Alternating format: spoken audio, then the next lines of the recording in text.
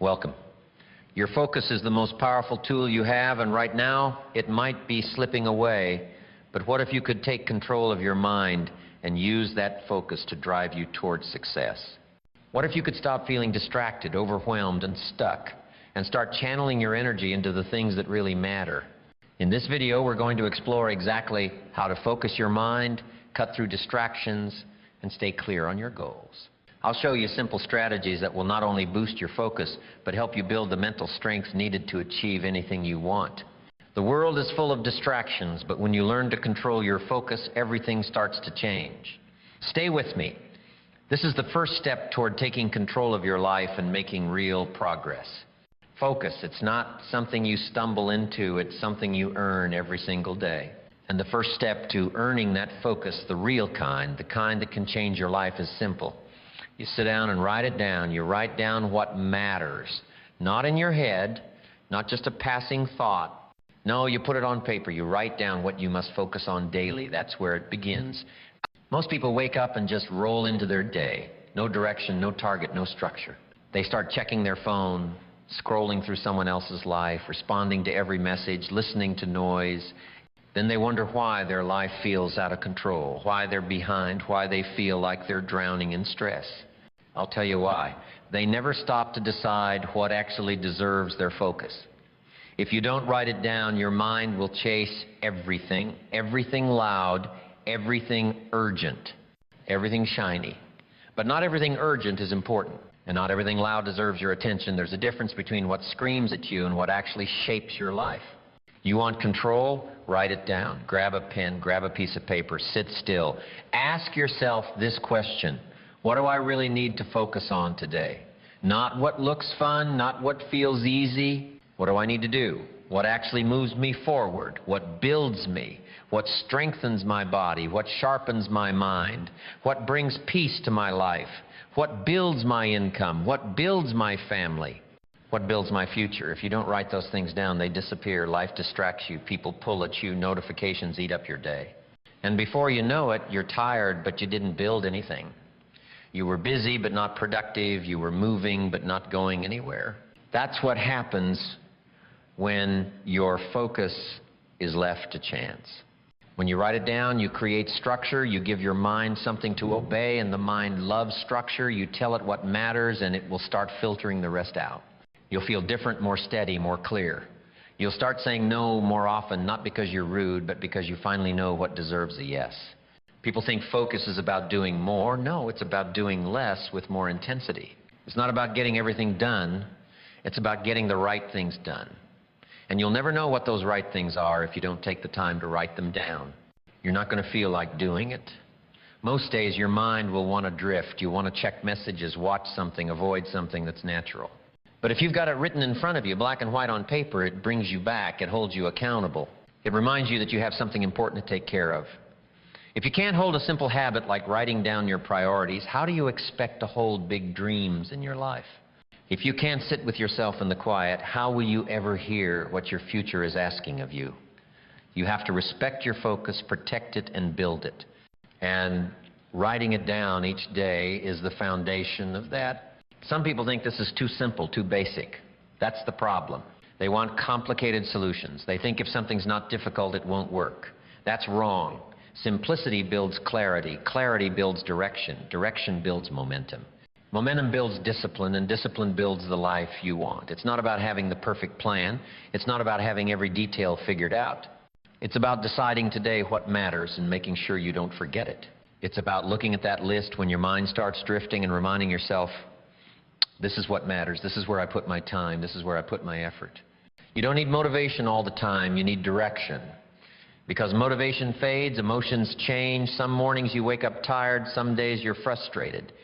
But when you've written it down, you don't need to think. You don't need to decide all over again. You already know what to do. You already made the choice. You just follow it. When you write it down, you're not just making a list, you're setting a standard. You're saying, these are my non-negotiables. You're reminding yourself of what you refuse to ignore. That changes the way you walk into your day. You're not guessing anymore. You're not reacting. You're executing. You're owning the day before it owns you. This habit, it's not about being perfect. You'll miss days. You'll get distracted. That's human. But the key is returning to it. Don't stay lost. Come back, sit down, write it again, reset, realign, refocus. You only stay off course when you stop checking your course. That's what this habit gives you. A way back, a way to re-enter. Think about the stress you've carried from trying to hold everything in your head. The mental weight, the chaos, the racing thoughts, all because you didn't take 10 minutes to clarify your focus. That's what writing it down solves. It lightens the mind, it sharpens the day, it brings peace to the chaos. You want to feel stronger? Write down what builds your strength. You want to feel more confident? Write down what proves your discipline. You want to feel less overwhelmed? Write down what you can actually control. Every emotion you're chasing starts with focus. Every breakthrough you want is on the other side of clarity. Don't underestimate this. Don't wait for some big moment to fix your life. That moment is right now with a blank sheet of paper with a choice to sit down, think, and decide. This is how change begins. Not in a crowd, not in a rush, but in a quiet moment where you say, today this is where I give my attention. You want real power, real control, real peace. You earn it by choosing your focus daily. You write it down, you read it, you act on it, and you repeat it over and over. Not for a week, not for a month, for life. That's how you build something that lasts. Most people will never do this. They'll say they're too busy, they'll say it doesn't work, they'll keep winging it, and they'll keep getting the same scattered results. But you're not most people. You're serious. You're intentional. You're building something real. And you know what it takes. Daily focus. Not hype, not noise, focus. Built brick by brick, page by page, day by day. You stop looking for miracles and start living with discipline. You stop chasing every option and commit to a path. And that starts when you sit down and write it all down. If you're tired of confusion, choose clarity. If you're tired of stress, choose structure. If you're tired of wasting time, choose direction. It's all there inside you, waiting for you to stop, breathe, and write. You can't change your life all at once, but you can change today. You can focus today. And if you focus today and you keep doing that again tomorrow, then the next day you won't have to chase results. They'll start showing up slowly at first, then faster, because focused action compounds, and it always beats scattered motion. So sit down today, clear your head, get honest. No filters, no pretending. Just ask yourself, what needs my full attention today? Write it, look at it, honor it, then go do it. That's how you focus your mind. That's how you take your power back. That's how you build a life you can be proud of. Most people lose focus not because they don't know what to do, but because they haven't learned how to manage their emotions. You can have the best plan, the clearest goals, the most detailed to-do list, but if your emotions take over, your day slips out of your hands. Distraction starts in the mind, but it's driven by emotion. The truth is, until you train your emotions to stay calm and focused, your life will always feel out of control. Your mind follows your emotional state. When you feel stressed, you search for comfort. When you feel anxious, you look for escape. When you're bored, you reach for something easy. These moments may seem small, but they add up. A quick break turns into 30 minutes scrolling through someone else's life. A moment of stress turns into snapping at someone you care about. A wave of anxiety turns into avoiding everything that needs to get done. And all of it slowly steals your energy, your clarity, and your ability to focus.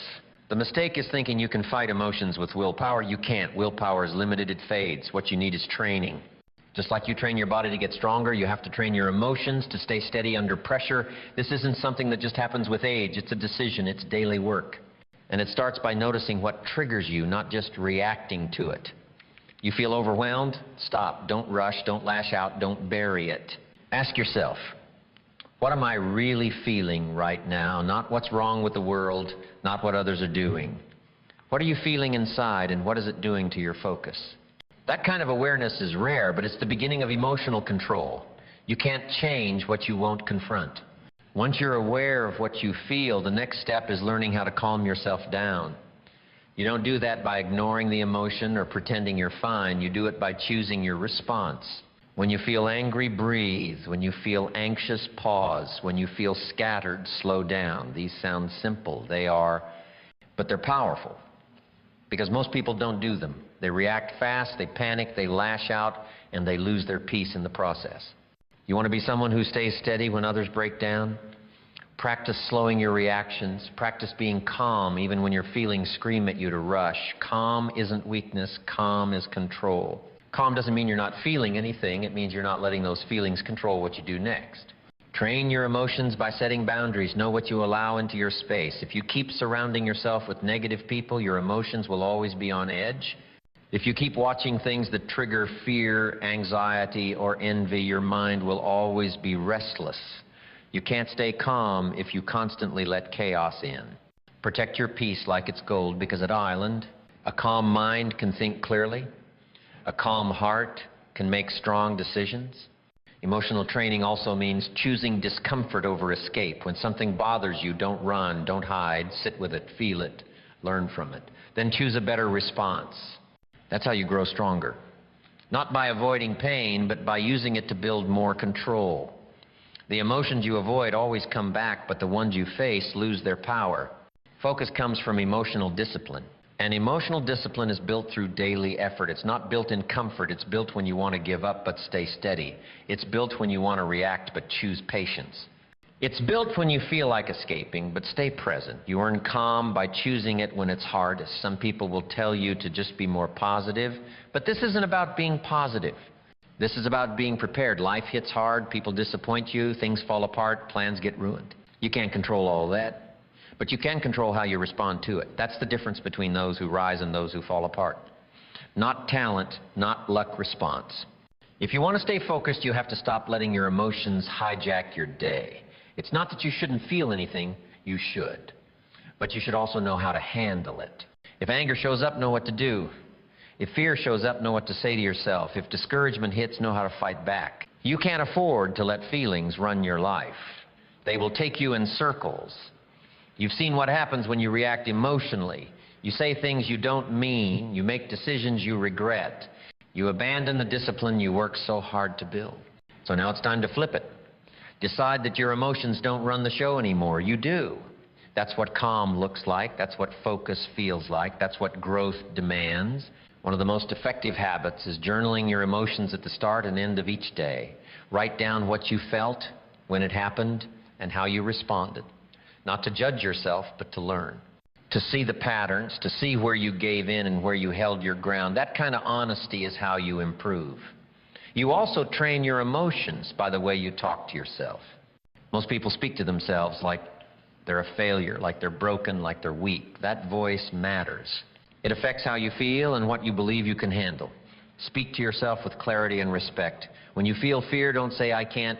Say, I'm feeling fear, but I can still act. When you feel overwhelmed, don't say, I'm lost. Say, this is hard, but I can handle it.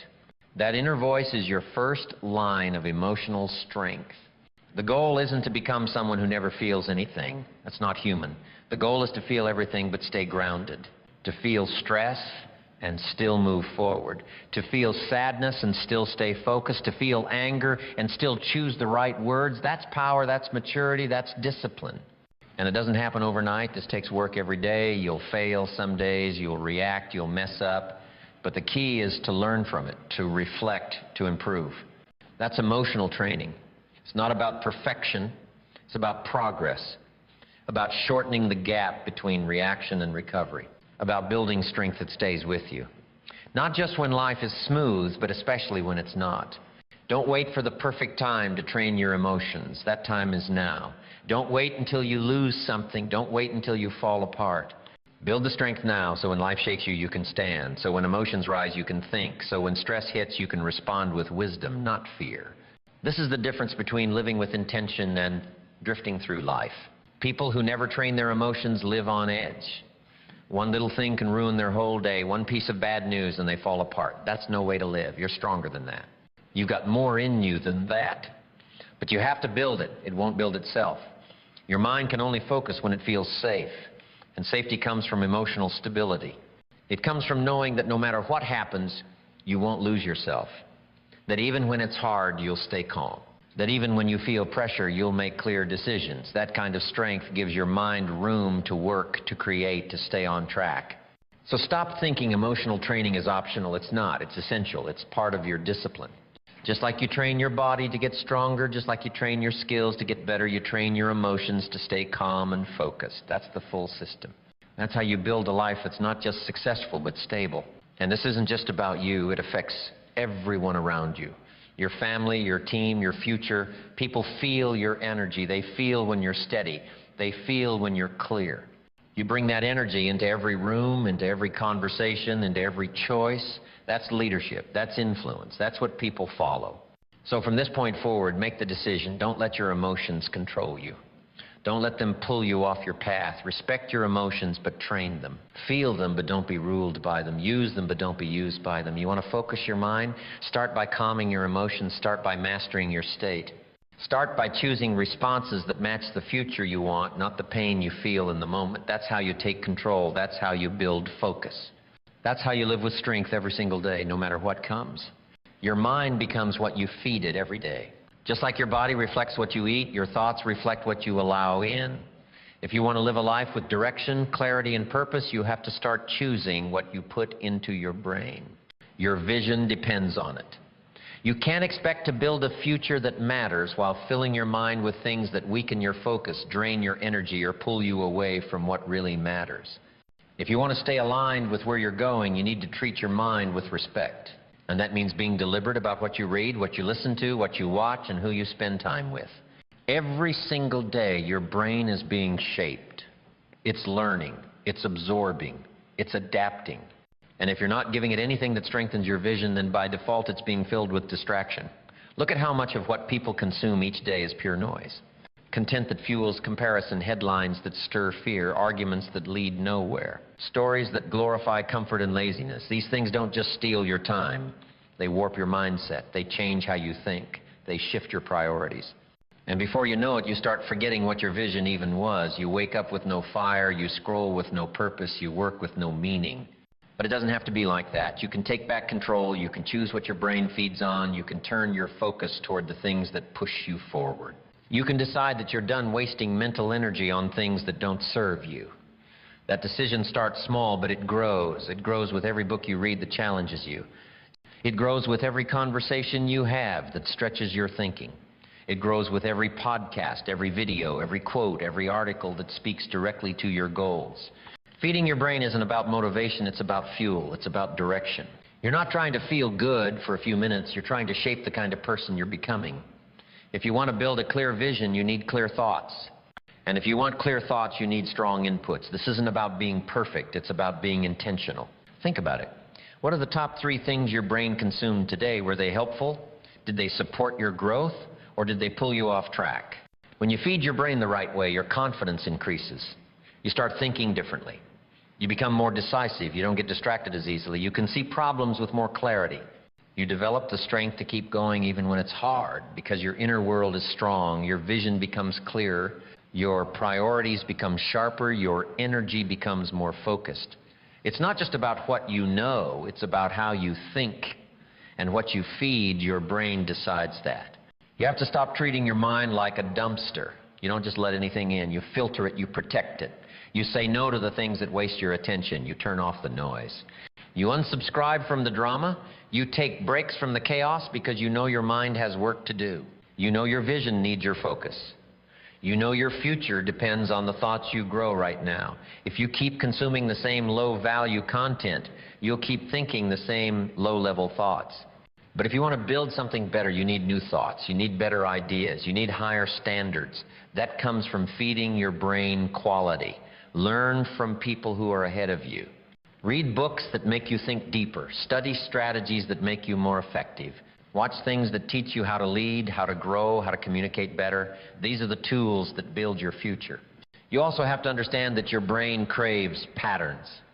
If you feed it distraction every morning, it will crave distraction every morning. If you feed it learning, it will start craving knowledge. That's why the first hour of your day matters. If you start the day with noise, you set the tone for the rest of your day. But if you start the day with clarity, with learning, with vision, then your whole day starts to take shape around that energy. So ask yourself, what are you giving your mind every morning? Are you letting your phone set your mood? Are you jumping into chaos before your mind is even woken up? Or are you setting your tone with intention? Are you reminding yourself of what matters? Are you starting with something that builds you instead of something that breaks your focus? Your brain needs direction, not distraction. And that means saying no to some things. Not because you're better than anyone else, but because you care too much about your future to waste time on things that don't serve it. You don't have time for pointless debates. You don't have energy for constant noise. You don't have room in your mind for gossip, comparison, or petty distractions. You have a vision, and every single thing you consume either builds that vision or breaks it down. Feeding your brain also means asking better questions. Don't just ask, what should I do today? Ask, what will bring me closer to my vision? Don't just ask, what's entertaining? Ask, what will stretch my thinking? Don't just look for comfort, look for growth, look for truth, look for direction. That mindset will change your whole approach to what you allow into your mind. You also feed your brain by surrounding yourself with people who challenge you. The people you spend the most time with influence what you think about. They shape your standards. They either raise the bar or lower it. And if you're the smartest or most focused person in your group, you're in the wrong group. Find people who inspire you, who think bigger, who don't settle, who push you to be better. And when you can't find them in person, find them in books, in interviews, in content. Learn from them, absorb how they think, train your brain to see higher possibilities, and don't fall into the trap of thinking you already know enough.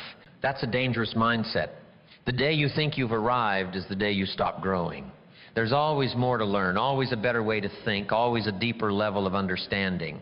Stay a student, stay hungry, stay curious, because the more you learn, the more you see, the more you understand, the clearer your path becomes. This is not about adding more to your plate, it's about replacing the junk with the valuable. Instead of scrolling through endless distractions, spend that time feeding your brain something useful. Even 15 minutes of reading a day adds up. Even one podcast while you drive adds value. Even one deep conversation with the right person can shift your entire week. It's not about doing everything. It's about doing the right things consistently. You have a vision, or maybe you had one and life got busy. That happens, but it's still there, buried under the noise. And if you want to bring it back to life, you start by feeding your brain the things that remind you of it. The things that keep you sharp, the things that light that fire again. Because once your mind is clear, your actions follow. Once your vision is strong, your excuses disappear. Stop hoping your focus will come back on its own. It won't. You have to take control of it. You have to rebuild it. And that starts with what you feed your mind. You want to stay locked in on your goals? Then stop giving energy to things that have nothing to do with them. Stop rewarding your brain with dopamine from distraction. Start rewarding it with growth. Start training it to crave what builds you, not what breaks you. This is a lifestyle. It's a habit. It's a commitment to becoming someone who doesn't just react to life, but leads it. Someone who builds a mind strong enough to handle pressure, sharp enough to make wise decisions, and focused enough to see things through. That's not something you're born with. That's something you build. And you build it by feeding your brain the right things every day. So now the choice is yours. What will you feed your mind tomorrow? What will you allow in? What will you cut out? What will you replace? This is the real work, the internal work. The kind of work no one sees but everyone feels when you walk into a room. You want to be a person with vision? Then feed your brain like it matters, because it does. Your future depends on it. Your results depend on it. Your peace depends on it. What you feed your brain becomes the world you live in. Make it a world worth living in. There comes a time in your life when you have to get serious about protecting your energy. Not everything deserves your attention. Not everyone deserves access to your mind. And if you want to focus your mind, if you truly want to sharpen your discipline and strengthen your focus, then you have to start being ruthless with who you allow into your space. This isn't about being cold. This is about being clear. You can't build a meaningful life surrounded by people who drain your mental energy every single day. There are people in your life right now who take more than they give. They bring nothing but stress, noise, distraction, and drama. They complain every day. They point fingers. They live in blame. They look for problems, not solutions. They chase attention but avoid responsibility. And somehow they always find their way into your feed, your conversations, your thoughts. These are the people you must unfollow, not just on social media, but in real life too.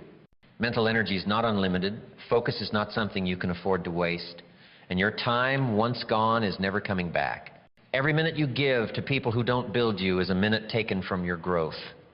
A minute stolen from your goals. A minute you could have used to learn, to think, to create, to rest. That's not a small thing. That's your life slipping away quietly. Some people never realize how much damage it does to stay connected to the wrong people. They keep watching content that leaves them feeling anxious. They keep following people who only post negativity. They stay in group chats that suck the energy out of their soul. And then they wonder why their mood is low, why they feel stuck, why they can't focus. It's not always a lack of motivation. Sometimes it's just the wrong people filling your space. If you want your mind to stay sharp, you have to clean your environment. Your mental environment is just as real as your physical one. Would you live in a house full of garbage, number? You'd clean it. You'd take out the trash, you'd throw away what doesn't belong, you'd open the windows and let some fresh air in. Well, your mind works the same way. If your mental space is full of noise, clutter, and stress, you won't be able to think clearly and you won't be able to create the life you want. There are people who have made negativity their identity. They've built a life around complaining, blaming, arguing, and being offended. They want company, not change. They want attention, not truth. And if you're not careful, they will pull you into their world without you even realizing it. That's why unfollowing isn't just something you do on your phone. It's a mental decision. It's a way of saying, I'm not giving you my peace. I'm not handing over my focus. I'm not allowing you to drain what I've worked hard to protect. Look at your social media. What shows up when you open it? Who are you following? Who are you watching? Who do you listen to without even thinking about it? And how does it make you feel? Be honest. If it brings you down, unfollow. If it triggers doubt or fear or resentment, unfollow. If it adds no value to your life, unfollow. You don't owe anyone a front row seat to your life if they don't bring any light into it. Now look beyond the screen. Who do you spend your time with? Who do you talk to the most? Do they inspire you? Do they speak with clarity and strength? Do they live with purpose and discipline? Or do they complain, gossip, and make excuses? Do they lift you or drain you? Be honest. If someone drains your energy, it's time to create space. You don't need to make a dramatic announcement. You just need to stop feeding the connection, stop responding to every message, stop showing up for every call, stop giving your time to people who haven't earned it. This is not about being arrogant, it's about being aware. Your mind is your responsibility. No one else is going to protect it for you. If you keep surrounding yourself with people who don't value their own mind, don't be surprised when they don't value yours either. You've got to rise above the noise. You've got to become someone who doesn't tolerate constant negativity. Someone who doesn't accept energy drainers as normal. Someone who values their peace enough to defend it. Focus is not just about what you do. It's about what you avoid, the distractions you cut, the relationships you let go of, the conversations you don't join, the arguments you walk away from, the people you choose not to follow. Every one of those decisions adds up. You won't notice the shift immediately, but give it a few weeks. Watch how your energy feels different. Watch how your thinking clears up. Watch how your productivity goes up. Watch how your stress goes down. That's the power of unfollowing the wrong people. You don't need a crowd, you need clarity. And clarity comes from removing the noise. It comes from choosing who gets your attention. It comes from deciding who you allow into your space. Because not everyone deserves to be there. Some people were only meant to be in your life for a season. Some people were meant to teach you a lesson, not become a permanent fixture in your life. And once the lesson is learned, it's time to move forward. The more you grow, the more you'll notice the difference between those who want to grow with you and those who want you to stay the same. Some people can't handle your focus. They don't like your discipline. They feel uncomfortable with your growth. That's not your problem. You don't owe them comfort. You owe yourself progress. If they can't grow with you, you leave them behind. Don't waste time trying to explain your boundaries to people who don't respect them. Just act on them. Quietly, consistently, powerfully, because your time is too valuable to spend convincing people who don't want to understand. You've got goals, you've got dreams, you've got work to do, and you don't have time to keep carrying people who refuse to carry themselves. Energy is a resource. Once it's gone, it's gone. Every hour you spend with someone who drains you is an hour you could have spent building, thinking, creating, growing. You get to decide where that energy goes. You get to decide who gets access. You get to build walls where you once had open doors. You get to change the locks if people no longer align with your values. You get to outgrow old circles and step into better ones. And once you do, you'll feel it. You'll feel the weight lift. You'll feel the air clear. You'll feel the peace come back. You'll feel your thoughts come back. You'll realize just how much of your stress was coming from the people you allowed in.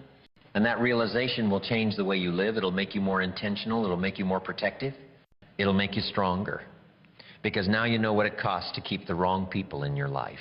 It takes courage to unfollow people, especially if they've been around for years, especially if they're family, especially if they expect your time. But courage is what creates change. You either stay stuck because you're afraid to disappoint people, or you take control of your life and start living on your terms. Not everyone will like your decisions. Not everyone will understand. But they don't have to. The only person who has to live with your energy, your peace, and your focus is you. This is your reminder that you are allowed to change. You are allowed to protect your peace. You are allowed to grow out of old conversations. You are allowed to unfollow people who don't align with the life you're building. You are allowed to guard your mental space like your future depends on it, because it does. The people you allow into your mind will influence what you believe, what you focus on, and what you pursue. Choose wisely. Protect your focus like it's gold, because it is. And don't forget, you are the gatekeeper. You decide what gets in. You decide what stays. You decide who belongs in your world. If someone drains you, unfollow. If someone distracts you, unfollow. If someone keeps you stuck, unfollow. No drama, no hate. Just peace, just progress, just focus. Challenging your mind with hard things every day is not a choice. It's a necessity. If you're serious about growth, if you want to unlock the true potential of your mind, you have to understand that comfort is the enemy of progress. Too many people spend their days seeking comfort, avoiding difficulty, trying to stay within a small, safe space. But the truth is, growth only happens when you push beyond those limits. It happens when you step into the discomfort zone and embrace hard things. It happens when you challenge yourself every single day.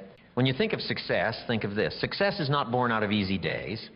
It is born from the days that push you, the days that test you, and the days that leave you feeling like you've given everything you've got. Hard things create strength. Hard things create resilience. Hard things build character. It's in those moments when you want to give up, when your mind tells you it's too much, that you find your true power. But you can't find that power if you don't face the hard things. A lot of people are trying to take shortcuts. They want a quick fix, an easy answer, a smooth path. They want to get fit without sweating. They want to get rich without working. They want success without sacrifice, but that's not how it works. There are no shortcuts to greatness. You have to put in the work. You have to show up day in and day out for the difficult, uncomfortable things. That's the only way to truly change. The greatest minds in history didn't reach their potential by avoiding tough situations. They faced the most difficult challenges head on. They understood that challenges weren't barriers, they were opportunities to grow. Every single challenge you face today is an opportunity.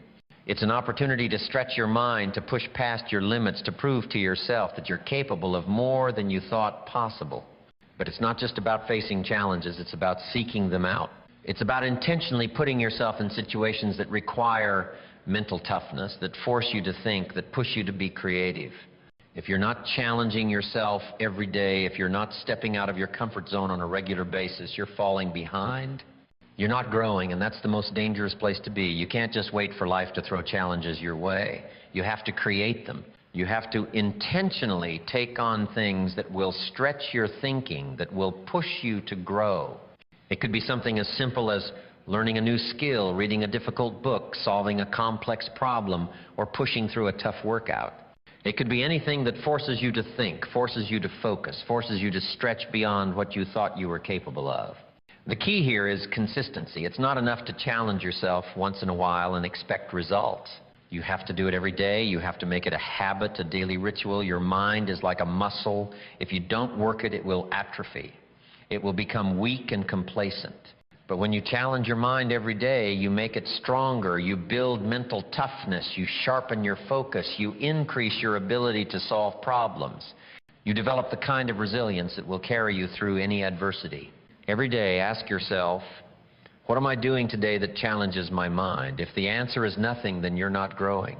If the answer is something easy, then you're not pushing yourself enough. Growth happens when you do things that scare you, when you do things that make you uncomfortable, when you do things that stretch your abilities. It's not about doing what's easy or what's familiar. It's about doing what challenges you. And it's not just about your mind either. Challenging your mind helps you become better in every area of your life. When your mind is strong, your body becomes strong. When your mind is clear, your actions become purposeful. When your mind is disciplined, your habits become productive. Every aspect of your life improves when you push your mind to its limits. But let's talk about the payoff. The real reason you should be challenging your mind every day is because of the results. You want to be better. You want to perform at a higher level. You want to have more impact, more influence, and more success. And the only way to get those results is through daily mental challenges. That's the secret. It's not magic. It's not luck. It's consistent effort. It's pushing yourself through hard things day after day. But there's more to it than just the results. There's a shift that happens in your mind when you consistently challenge yourself. You begin to see yourself differently. You stop seeing yourself as someone who struggles with problems and start seeing yourself as someone who solves them. You stop feeling sorry for yourself when things get tough and start finding solutions. You start to see hard things as opportunities, as steps along the way to your goals. You see yourself as someone who can handle whatever life throws at you. This shift is incredibly powerful. It's what separates the average from the exceptional. The average person avoids hard things. They give up when things get tough. They let challenges stop them in their tracks. But the exceptional person, they thrive on challenge. They seek it out. They embrace it. They know that the harder the task, the greater the reward. Now let's talk about fear. Fear is what keeps most people from challenging themselves. They're afraid of failure. They're afraid of making mistakes. They're afraid of looking bad. But here's the thing. Fear is just a feeling.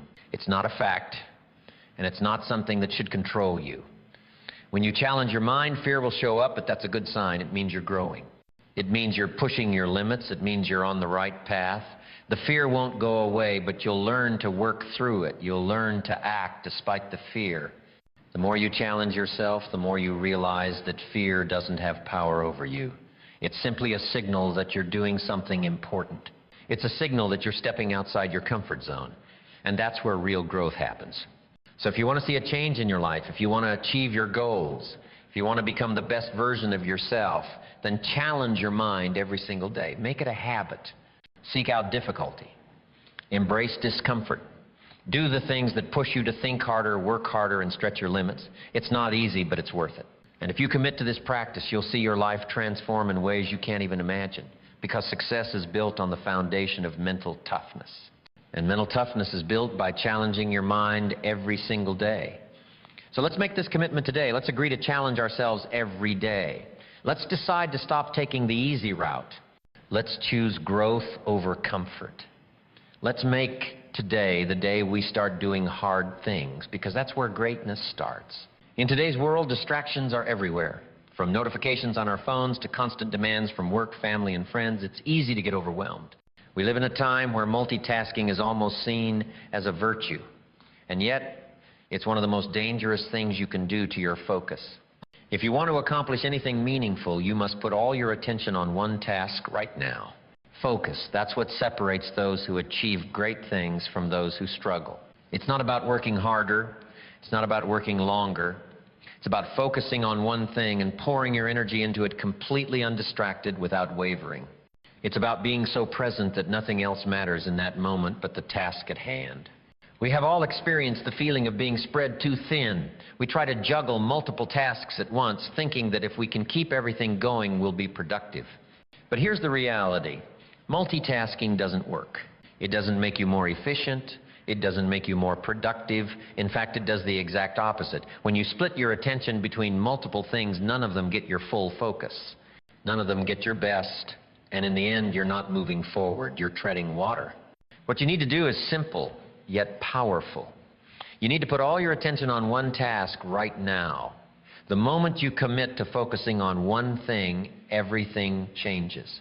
You stop wasting time jumping from task to task. You stop wasting energy trying to manage 10 things at once. Instead, you focus on the one thing that matters and you give it your all. Think about it. When you focus, you become unstoppable.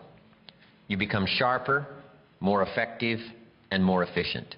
You can finish tasks quicker. You can solve problems more effectively. You can complete projects with more attention to detail. When you direct your full attention to a single task, the quality of your work improves.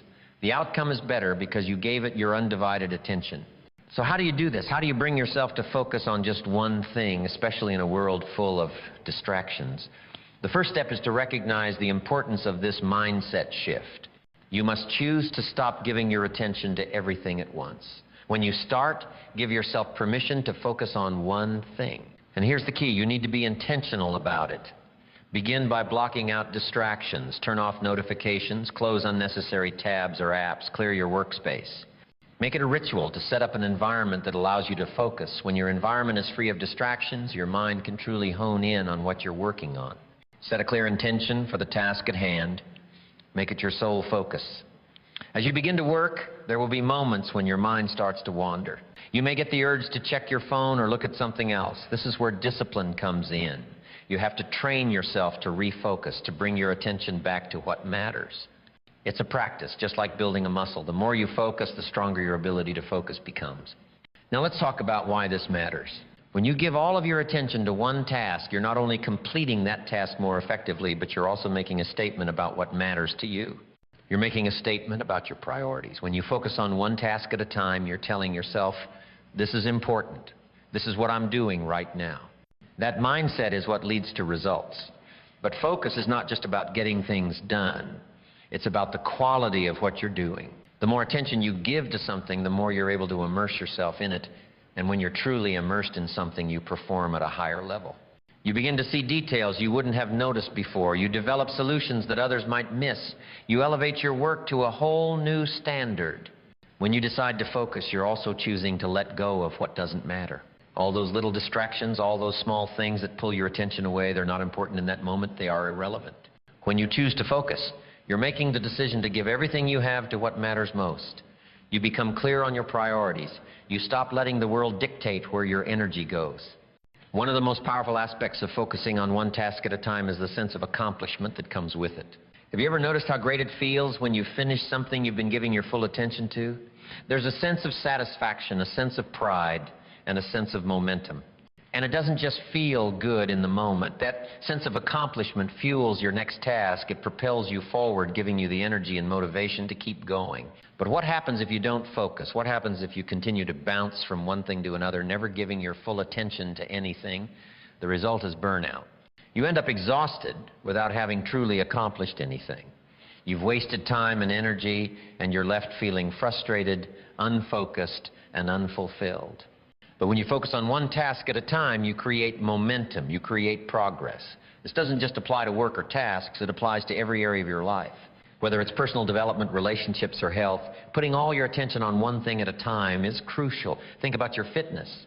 If you're trying to improve your health, you can't half-heartedly juggle between different fitness goals. You need to focus on the steps you're taking right now. If you're trying to learn something new, focus on that task. If you're working on your relationships, give those moments your undivided attention. Quality matters. Focus creates that quality. But here's the hard truth. Focusing takes discipline. It's easy to get distracted. It's easy to give in to the temptation to check your phone, to get sidetracked by something else. But the real work begins when you stop giving in to those distractions. The real work happens when you decide that the task at hand is more important than anything else. That's when you build true discipline. The good news is that discipline is a skill that can be developed. You don't have to be born with it. You don't have to wait for motivation to strike. You can start building discipline today. The more you focus, the stronger your discipline becomes. The more you master your attention, the more you control your future. So here's the challenge for the next 30 days. Commit to focusing on one task at a time. Give each task your full attention. When you're working, be all in. When you're with family or friends, be present. Stop multitasking. Stop spreading yourself thin.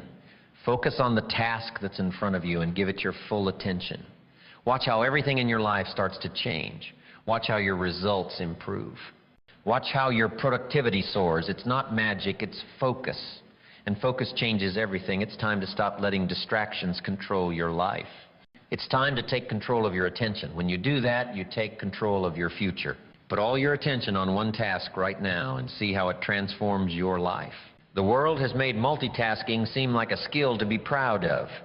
We've been told to juggle multiple tasks at once, believing that doing so is the key to productivity and success.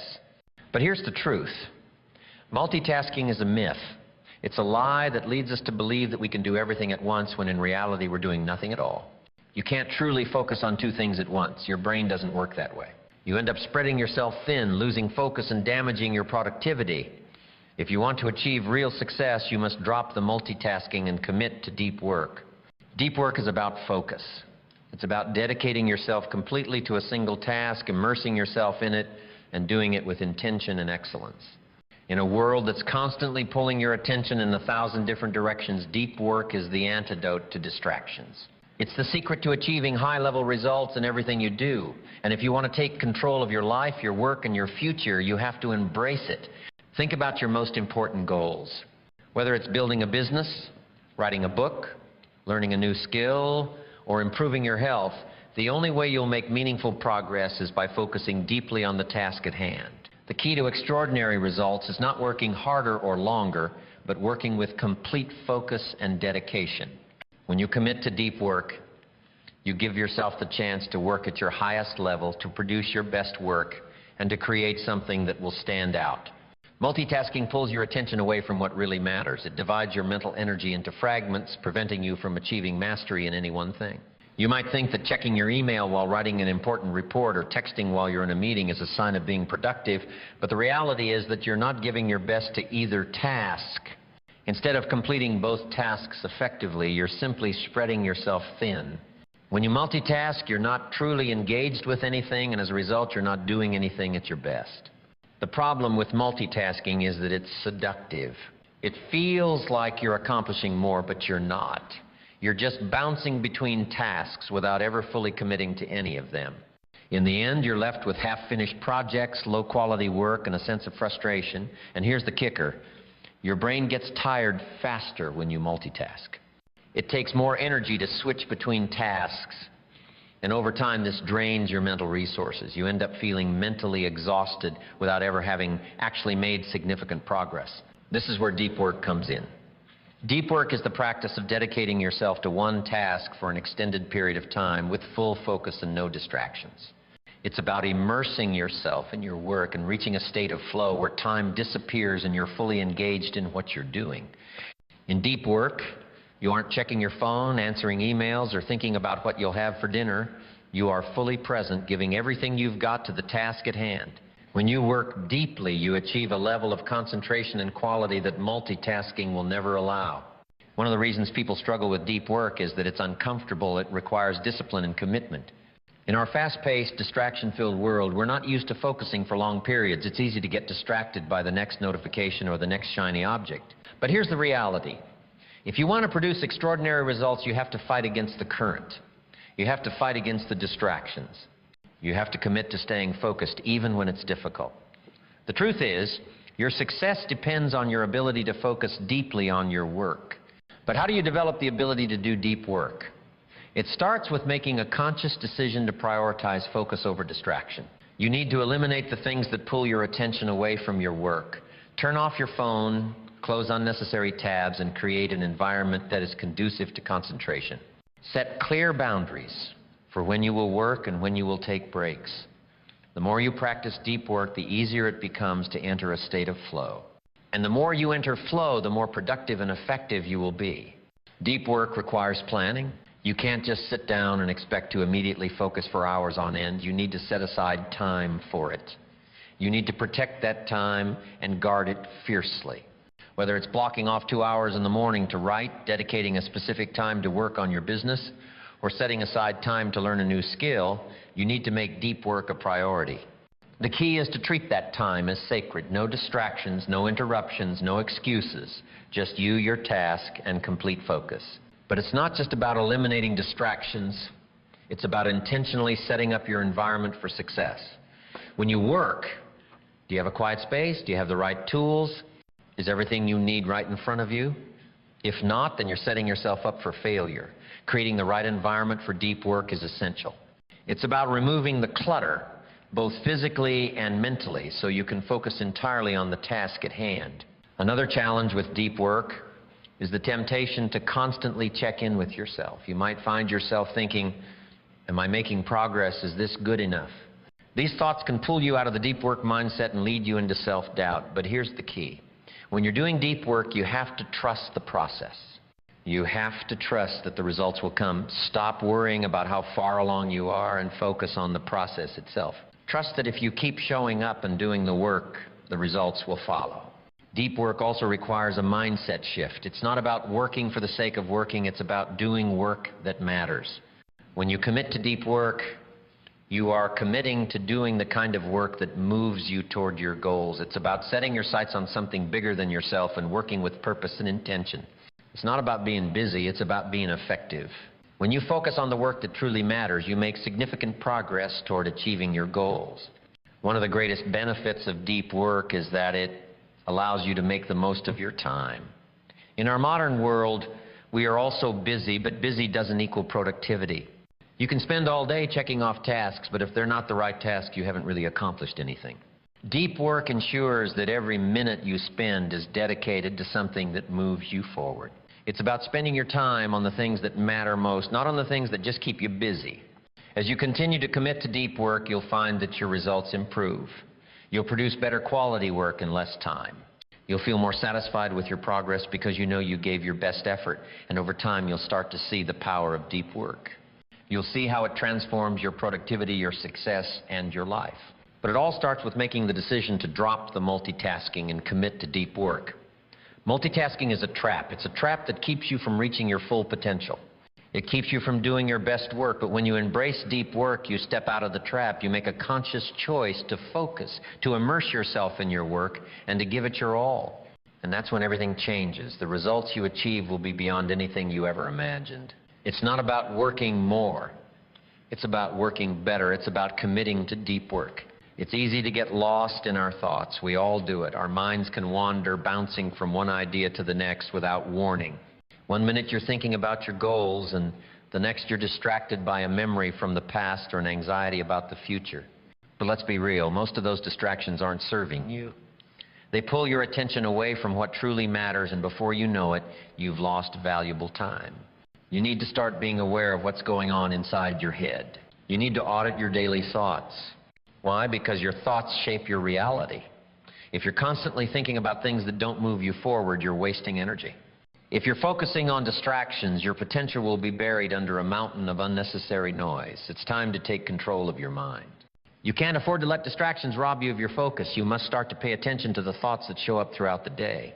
When you become aware of the distractions, you gain the power to control them. This is where the process of auditing your thoughts comes into play. It's essential to start with an honest self-reflection. At the end of each day, look back at your thoughts. What were you thinking about during those moments when you felt your focus slipping? What was occupying your mind when you were supposed to be doing something important? Was it worries about tomorrow, thoughts about the past? Or was it simply meaningless chatter that added nothing of value to your day? These distractions have no place in your mind. When you begin auditing your thoughts, you begin to catch those distractions before they take root. You can't just let them flow by unnoticed. You have to identify them and stop them in their tracks. Think of it as cleaning out a cluttered room.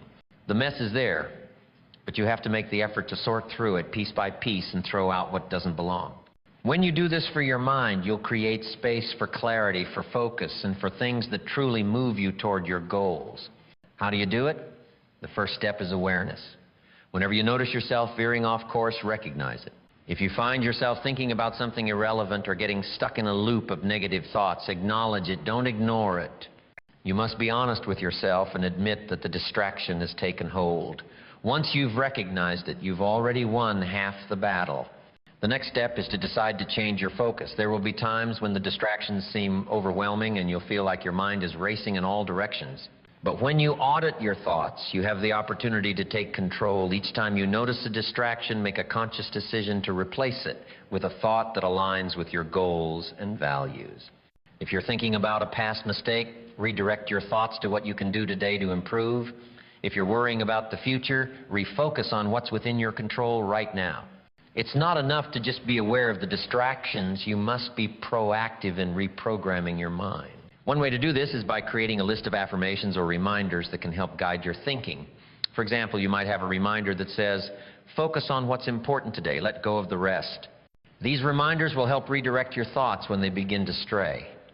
They'll serve as anchors that pull you back to the present moment and back to your goals. Another powerful strategy is journaling. Taking the time to write down your thoughts at the end of the day allows you to analyze them more clearly. You might notice patterns that you weren't aware of before. Maybe you're spending too much time worrying about things outside of your control. Maybe you're focusing too much on fear or self-doubt. By journaling, you can uncover these distractions and work to eliminate them. Remember, this process of auditing your thoughts takes time. It won't happen overnight, but the more you practice, the more natural it will become. At first, it might feel like a constant battle against your own mind, but eventually it will be second nature. You'll start to catch distractions almost automatically, and the power to control them will be in your hands. And once you've gained control over your thoughts, you'll see a huge improvement in your ability to focus and make progress toward your goals. Your thoughts are like seeds. The ones you nurture will grow, and the ones you ignore will wither away. It's up to you to decide which thoughts you want to cultivate. When you focus on positive, productive thoughts, you create a mental environment that supports your success. When you give attention to distractions, you're feeding the weeds that will choke your growth. Over time, this practice of auditing your thoughts will lead to profound changes in your life. You'll find that you're less easily distracted, that you're more productive, and that your focus is sharper than ever before. Your mind will become a tool that works for you instead of against you. But it's not just about productivity. Auditing your thoughts will also help you manage your emotions and mindset. When you catch yourself falling into negative patterns of thinking, you can stop them before they spiral out of control. You'll learn to replace self-doubt with self-belief and worry with confidence. The more you take control of your thoughts, the more you'll realize that you are in charge of your life. This process of thought auditing doesn't stop once you've mastered it. It's a continuous practice. As you grow, you'll face new challenges and new distractions will try to invade your mind. But if you've committed to this process, you'll be better prepared to handle them. You'll know how to pause, recognize the distraction, and refocus on what truly matters. You don't need to let your mind run wild, taking you wherever it wants to go. You are the one in control.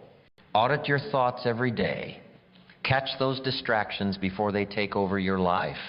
Take back control of your mind and watch how it transforms your focus, your productivity, and your success. When you learn to master your thoughts, you unlock the power to achieve anything you set your mind to. So today, start auditing your thoughts. Pay attention to where your mind goes throughout the day and take note of the distractions that steal your attention. Recognize them, redirect them, and replace them with thoughts that move you toward your goals. Your mind is your greatest asset, and when you take control of it, nothing can stop you. One of the hardest things in life is facing the things we avoid, and you know what they are. Everyone has them. Some people avoid hard conversations. Some avoid responsibility. Others avoid effort, change, pressure, or uncertainty. But let me tell you something that most people don't want to hear. The things you avoid are the very things you need to do if you want to become strong. You don't build strength by hiding from your weaknesses. You build strength by facing them head on.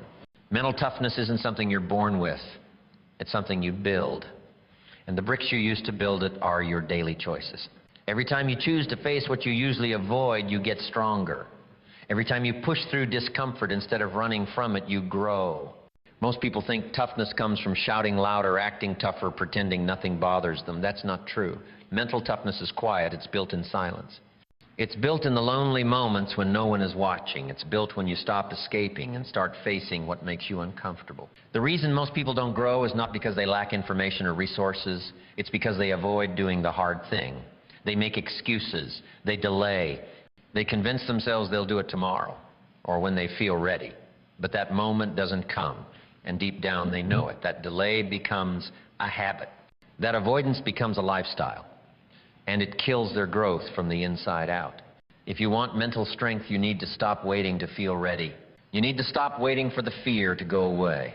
You need to act in the presence of fear, not the absence of it. You need to start doing the exact things your mind tells you to avoid. That's where the real change begins. And it's not going to feel good. It's not supposed to.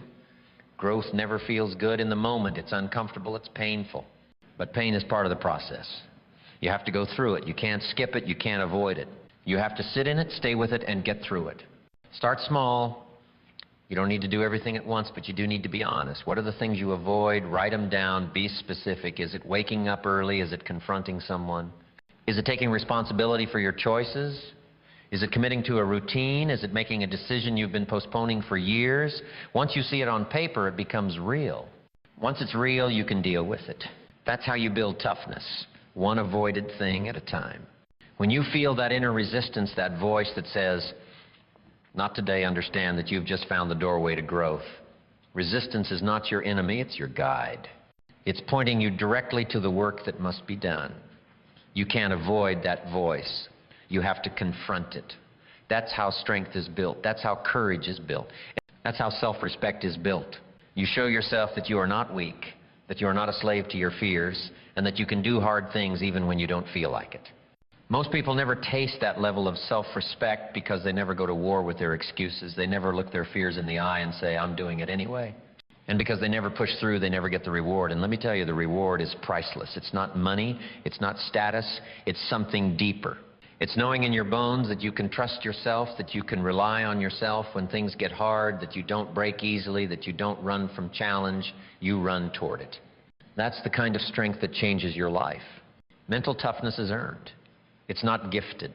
You earn it by walking into discomfort every single day, by doing what you said you'd do even when you don't feel like it, by not backing down when your mind starts whispering all the reasons to quit. When you avoid, you reinforce fear. When you act, you destroy it. Fear only grows when you feed it. Every time you avoid, you're feeding the fear. But when you face it, starve it, and go straight through it, you shrink it. It's easy to stay comfortable. It's easy to do what's familiar. But comfort will cost you your potential. Comfort doesn't make you stronger. It makes you soft. It makes you dependent. And when life tests you, and it will, you won't have the strength to handle it. That's why you must seek out discomfort now on your own terms before life forces it on you. And it will. Life will test you. Life will throw pain your way, whether you're ready or not. And when that happens, you'll either crumble or rise. Your strength will be the deciding factor. And that strength is built now, today, by doing the things you avoid. Most people don't train their mind. They train their body. They train their business skills. But they never train their mental strength. And that's why they break when things get hard. That's why they give up too soon. That's why they doubt themselves when pressure hits. If you want to be someone who doesn't crumble under pressure, someone who can handle chaos with calm, someone who can move forward in the middle of fear, then you need to start practicing. And the way you practice is by facing the things you avoid. You know what you've been avoiding. You don't need anyone to tell you.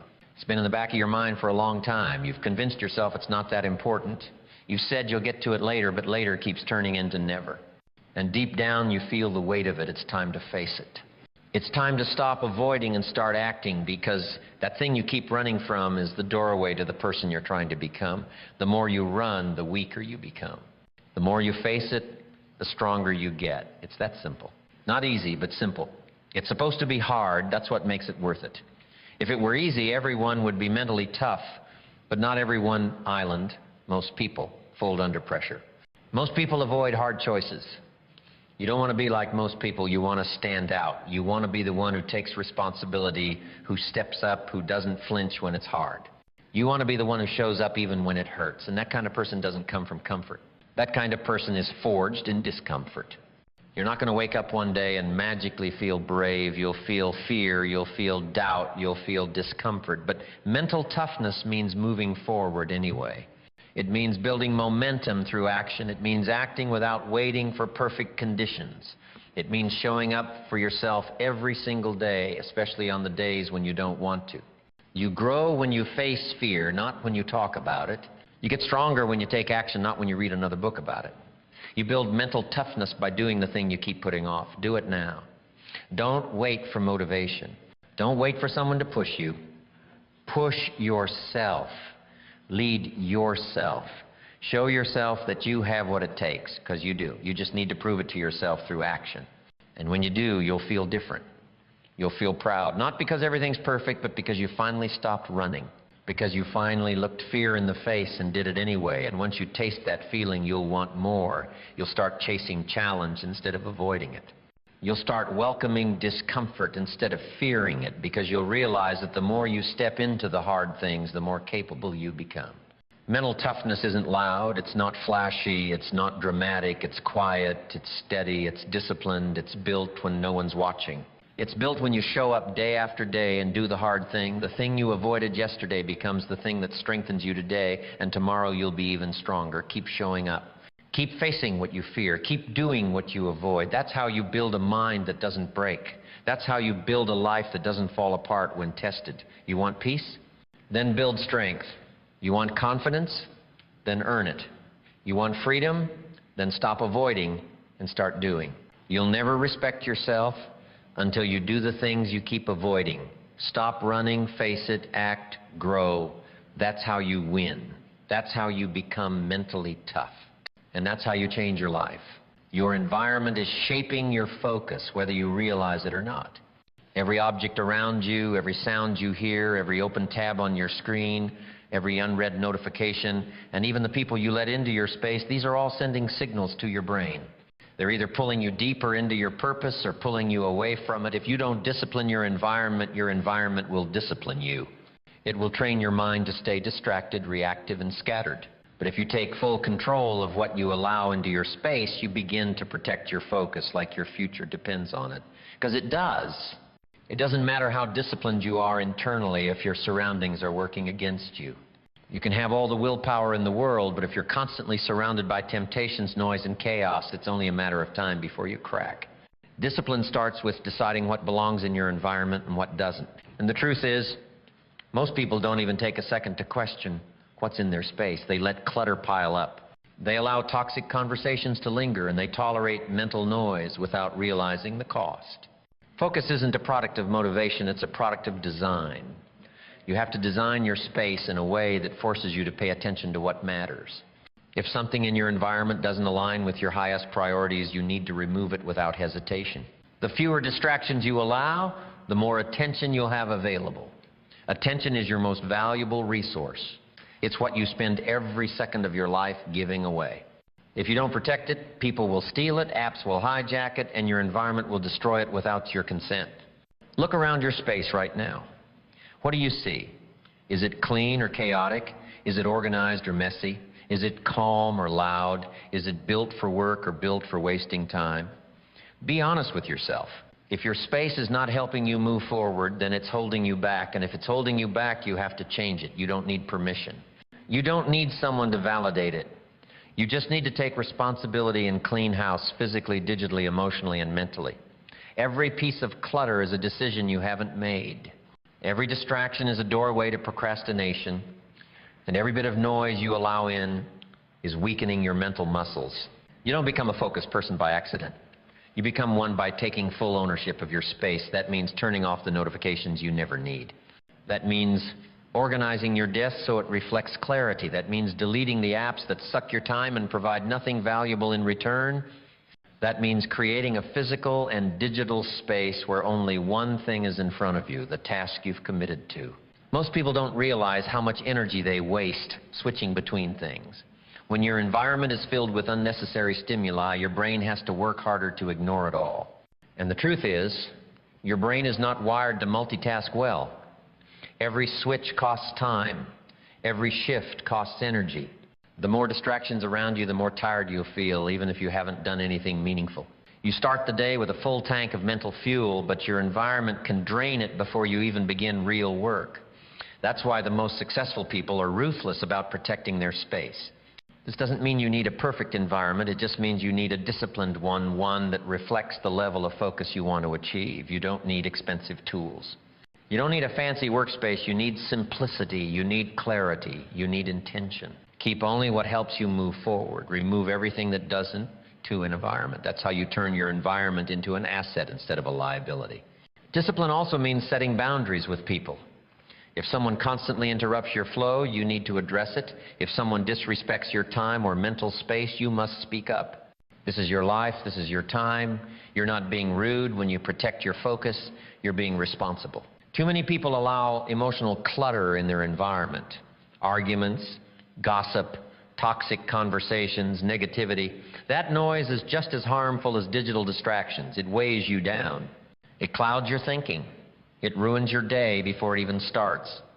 You have to clean that up too. Don't let people pollute your mental space. You have every right to guard your peace. Even sound matters. If you're constantly bombarded with random noises, loud backgrounds, or meaningless chatter, your brain stays in reaction mode. It can't drop into deep focus when it's always alert to its surroundings. That's why silence is powerful. That's why solitude is valuable. Create silence in your space whenever you can. That quiet is not empty. It's full of potential. It's in that silence that your deepest thoughts can rise. It's in that quiet that real work happens. If you can't control your environment completely, use headphones, use structure, use whatever tools you have to carve out your own corner of focus. You also have to be careful what you look at. Your screens are portals. Every image, every headline, every video you consume leaves a trace in your mind.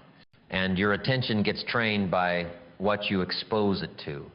If you're always seeing chaos, conflict, and noise, your mind becomes chaotic too. But if you train your environment to feed you peace, clarity, and direction, your mind becomes sharper. It starts craving focus instead of distraction. It starts seeking growth instead of escape. People talk a lot about mindset, but few talk about what surrounds the mind. Your mindset doesn't operate in a vacuum. It's constantly influenced by your surroundings, your physical space, your digital space, your social space. All of it is shaping your internal dialogue. You want a strong mind? Then surround it with strength. Discipline your space to reflect the life you want, not the habits you're trying to quit. Start small. Choose one part of your environment and clean it. Organize your desk. Clear your desktop. Shut down the noise. Turn off the irrelevant. The act of organizing your space creates order in your mind.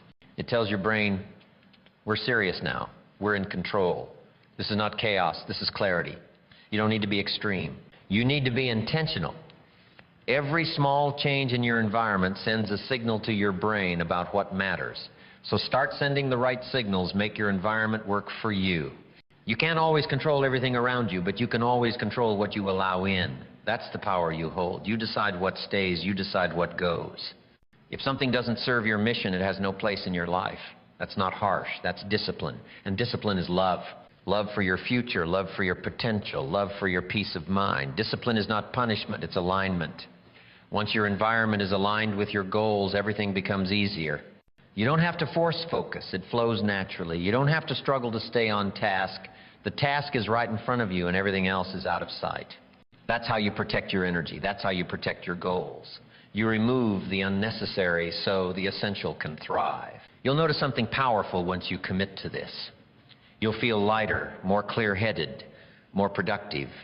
You'll waste less time trying to get in the zone because your space will already be designed for it. You won't need as much motivation because your environment will be doing half the work for you. That's what discipline does. It reduces friction. It makes the right thing easier to do and the wrong thing harder to access. Your future depends on your ability to focus, and your focus depends on the environment you create for yourself. Stop waiting for the perfect conditions. Start creating them. Start eliminating the clutter. Start designing your life to reflect your deepest values. Your space should be a mirror of your priorities. If someone walked into your room or opened your laptop or saw your calendar, they should immediately understand what matters most to you. Let your environment speak for your values. Let it shout your vision back at you every day. That's how you build unbreakable focus. That's how you win in silence. That's how you build a life that respects your time, your mind, and your mission. Now, you can't afford to keep waiting for the right time. There is no right time. There is only now. Every second you hesitate, you're training your mind to hesitate again. Every excuse you feed today will become the habit you carry tomorrow. If you want to become mentally strong, you need to stop overthinking and start acting. You don't build resilience by reading about it. You build it by facing the moments you usually avoid and pushing through them with full presence. Mental strength is not something you get from motivation. It's built through decisions that most people run away from. Waiting is the easiest choice, and that's exactly why it weakens you. Waiting teaches you to depend on comfort. It makes you believe that you need to feel ready, feel motivated, or feel good before you take action. But the strongest people don't wait for perfect emotions. They act in spite of them. They move forward even when it's inconvenient, even when it's uncomfortable, even when it's uncertain. That's how you train your mind to stop being a prisoner to temporary feelings and start becoming a builder of long-term strength. Every moment you choose discipline over delay, you're building a layer of toughness inside yourself, and it doesn't need to be extreme. You don't need to climb a mountain or run a marathon. You just need to do the things you don't feel like doing every single day. That's where real toughness begins. Not in the big events, but in the small choices. Waking up when you say you will, finishing what you start, keeping your word to yourself. Showing up when your excuses beg you to stay still. That's how you get strong. People think mental strength is some kind of personality trait. It's not. It's a skill. It's developed, not given. And like any skill, it gets better the more you use it. So if you're not building it, you're losing it. You either become stronger by practice or weaker by neglect. Every day you don't push your limits is a day those limits become more permanent. Mental weakness doesn't show up overnight. It's the result of letting yourself off the hook little by little until you forget what discipline even feels like. So stop convincing yourself that tomorrow is when you'll finally get serious. Tomorrow is a trap. Tomorrow will lie to you. It'll tell you that you've got time. It'll tell you that you're being patient, that you're preparing. But that's just fear wearing a disguise. If something matters, you start now. even if you don't have all the answers, even if you don't feel confident. Especially then, because the action you take while feeling uncertain is what hardens your mindset. It shows your brain that hesitation doesn't get to control you anymore. You can't be mentally strong if you're always looking for comfort. You grow by leaning into discomfort, by facing friction, by dealing with things head-on instead of running from them.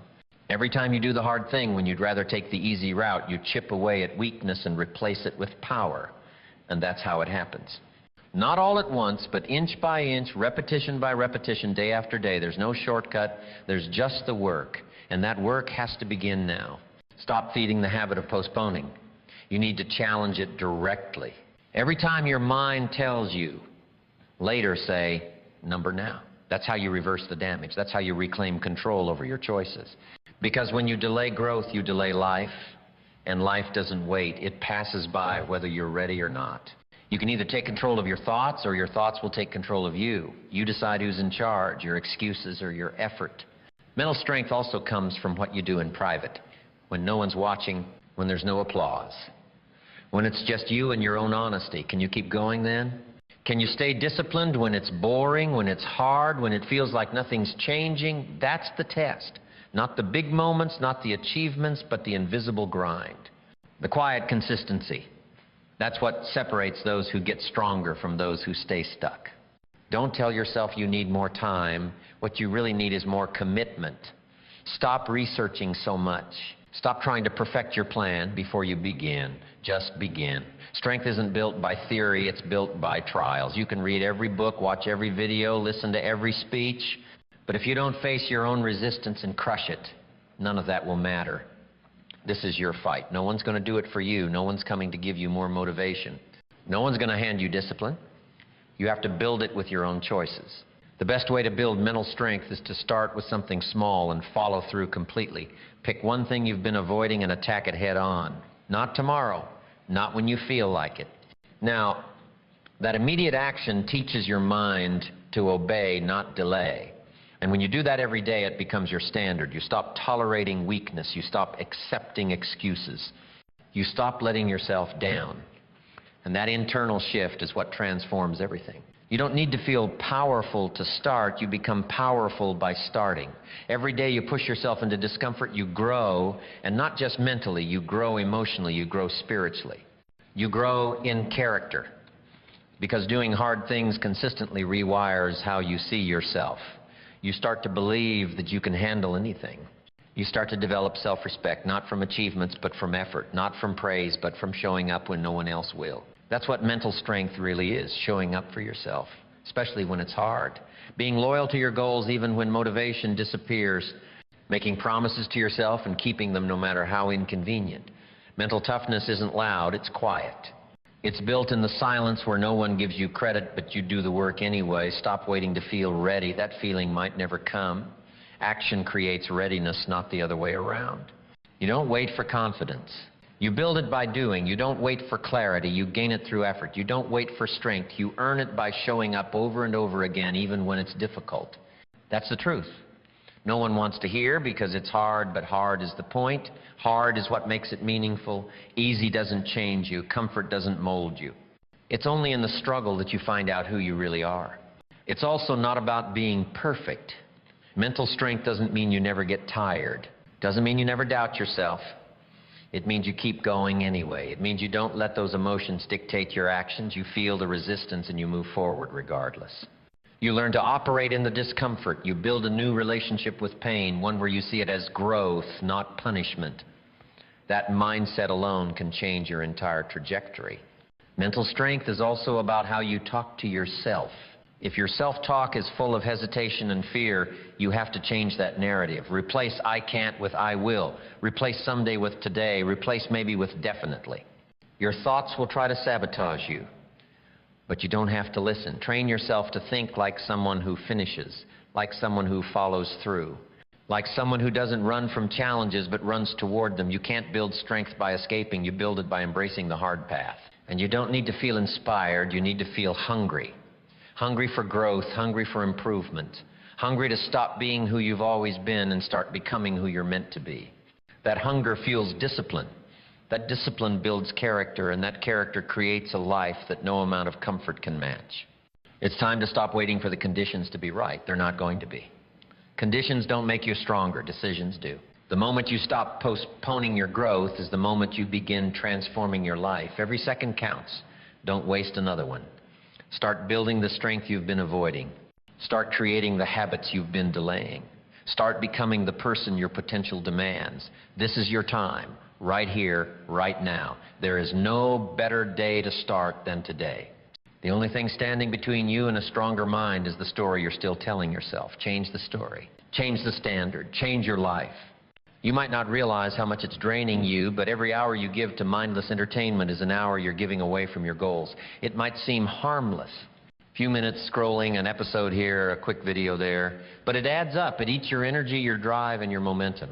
You don't feel it immediately, but it slowly weakens your sense of urgency. It takes the edge off your ambition, and soon enough, you're comfortable doing nothing that actually moves your life forward. That's the trap. It's not obvious at first.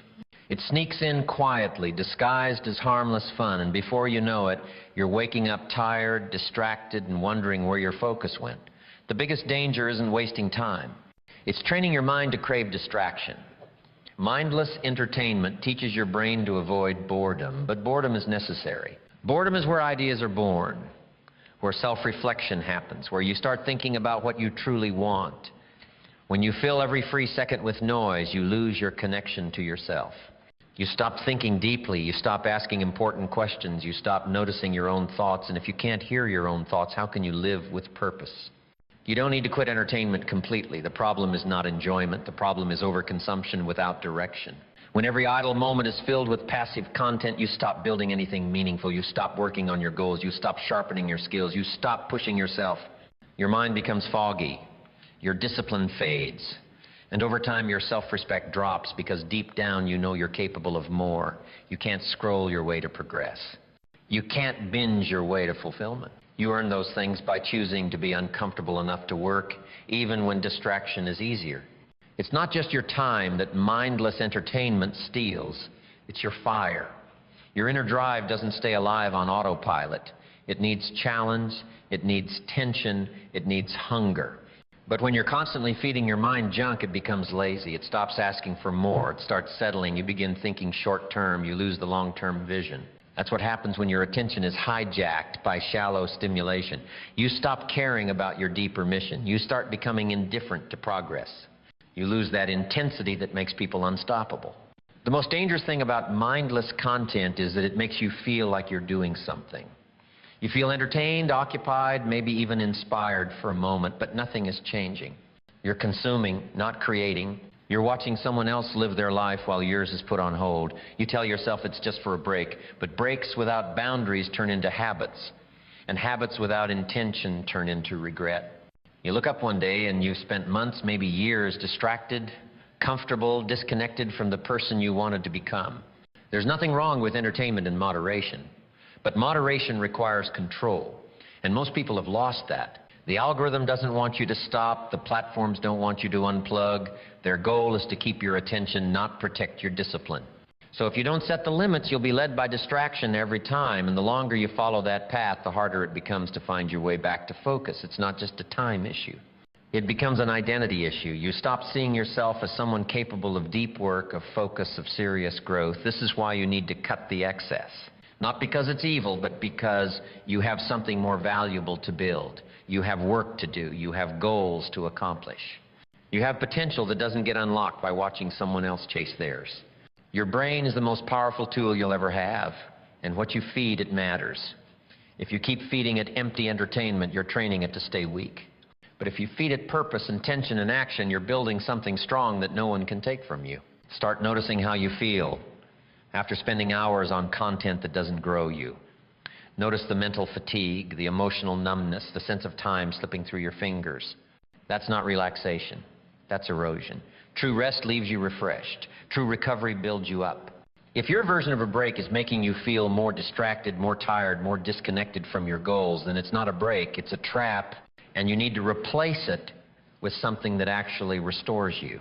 Build habits that fuel your focus. Instead of reaching for your phone every time there's silence, sit with your thoughts. Instead of watching other people's lives for hours, invest in your own. Read something that sharpens your perspective. Write down your goals. Reflect on what's holding you back. Use your free time to build clarity instead of numbing your mind. You'll be shocked how much better your brain works when it's not being pulled in 10 different directions all day. Reclaiming your drive starts with reclaiming your attention. And to do that, you have to break the pattern. You have to be willing to feel that discomfort that comes when you stop distracting yourself. At first it's hard. You'll feel the urge to open an app, to check notifications, to escape boredom. But if you push through that urge, something powerful happens. Your brain wakes up. Your focus returns. Your motivation strengthens. And most importantly, you start to remember who you are without constant noise telling you what to think, what to watch, what to want. You don't need endless stimulation. You need direction. You need something worth working towards, something worth sacrificing for, something that pulls the best out of you. That doesn't come from entertainment. That comes from intention. From setting real goals and showing up for them daily. From doing the work that builds your character even when no one is watching. From stepping away from the noise and tuning into your purpose. Think about what you could build with the time you spend on meaningless content: a stronger body, a sharper mind, a deeper sense of peace, a business, a skill, a better version of yourself. You're not lacking potential. You're leaking energy. And the longer you ignore that, the harder it becomes to fix. But the fix is simple, even if it's not easy. Stop numbing your mind. Start feeding it things that challenge you. Stop waiting to feel ready. Start acting like you're serious about your growth. Discipline isn't just about saying no. It's about saying yes to something better. When you cut out mindless entertainment, you're not depriving yourself. You're giving yourself space to grow, space to think clearly, space to develop discipline, space to work on what matters. You're trading short-term comfort for long-term confidence. And that trade is always worth it. There's a version of you that doesn't rely on constant stimulation, a version that's sharp-driven focus. That version isn't found in a screen. It's built in silence, in struggle, in choosing discipline when it's easier to give in. If you want to meet that version of yourself, you need to earn it. You need to do the work when it's uncomfortable. You need to make the tough choices, like cutting out the things that keep you stagnant. This isn't about being perfect. It's about being intentional. You're not a machine. You don't need to grind every second, but you do need to protect your energy. You need to defend your focus like your future depends on it, because it does. You get one life, one chance to become who you're capable of being. Don't waste it watching other people live theirs. Don't numb yourself into mediocrity. Don't let your mind become a playground for distraction when it should be a laboratory for creation. The truth is, most people won't do this. Most people will keep scrolling, keep binging, keep numbing. They'll never know what it feels like to be fully locked in. But you're not most people. You don't want average. You want clarity. You want growth. You want mastery. And that doesn't come from comfort. It comes from cutting out the things that weaken you even when no one's forcing you to, especially then, because that's how self-mastery begins, not with motivation, but with decision. So decide now. Cut the noise. Protect your attention. Guard your mind. Choose discipline. Choose growth. Choose purpose over distraction. And don't wait for tomorrow. Don't tell yourself you'll stop next week. Do it now. Your mind is your most powerful asset. Don't waste it. Train it. Sharpen it. Feed it things that make it stronger. The rest will follow. Focus is not just about what you're looking at. It's about what you're doing with your life, minute by minute, hour by hour. It's easy to lie to yourself and say you're focused. But if you tracked your time, your habits, your thoughts, if you really looked at what you're paying attention to, you'd see something very different. Most people overestimate how disciplined they are and underestimate how often they drift. They think they're working hard, but they're switching tasks every few minutes. They say they're chasing goals, but they're glued to notifications. They believe they're locked in, but their day is full of mental noise and wasted energy. And until you're honest about where your focus actually goes, you'll keep wondering why your progress is slow. There's nothing wrong with being distracted if you admit it and fix it.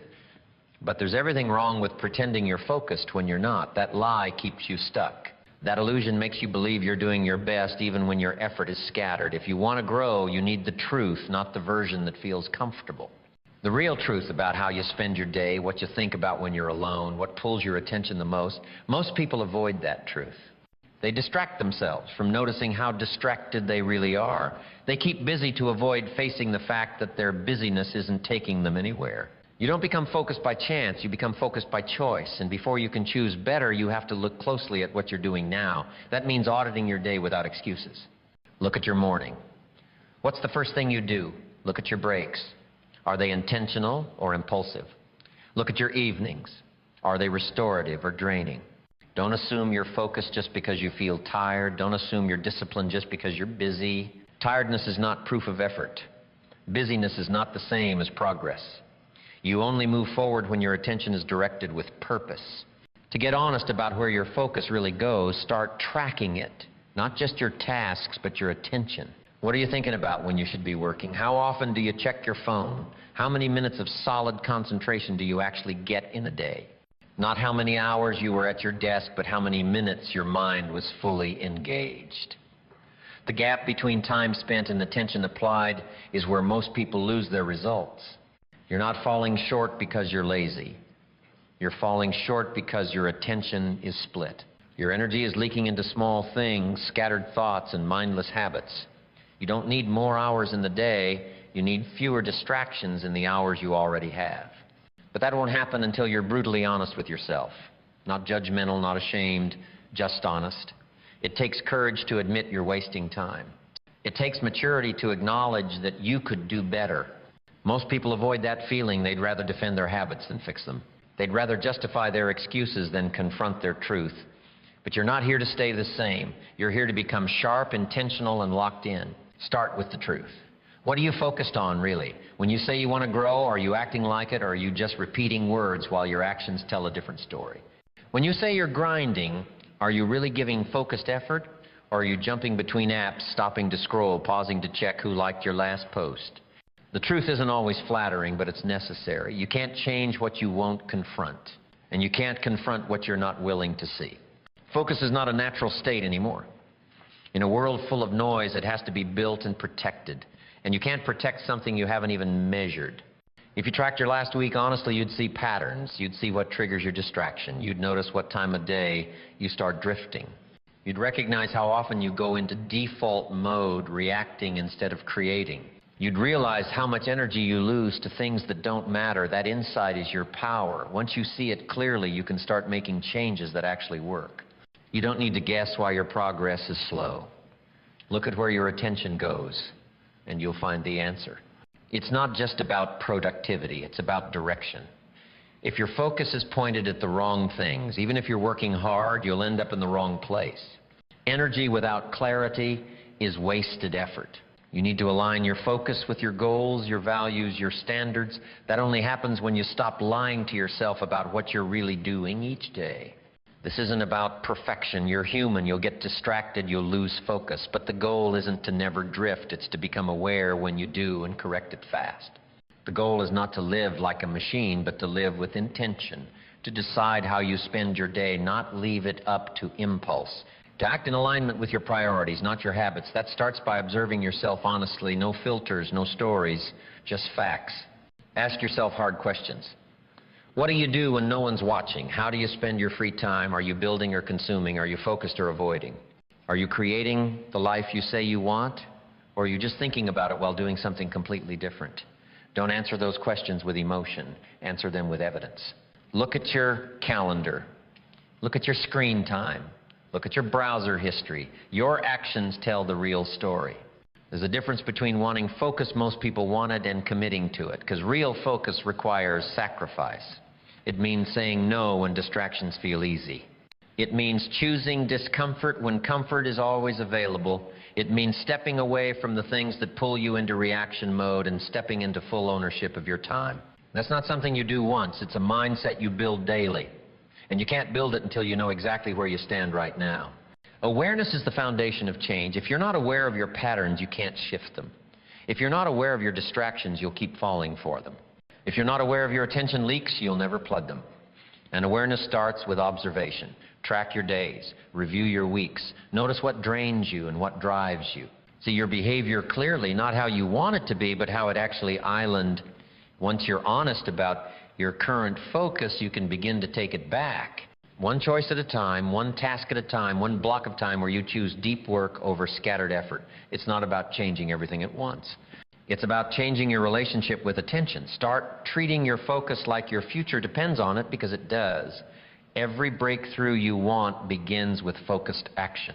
Every improvement you seek demands consistent effort. And none of that is possible if your attention is always somewhere else.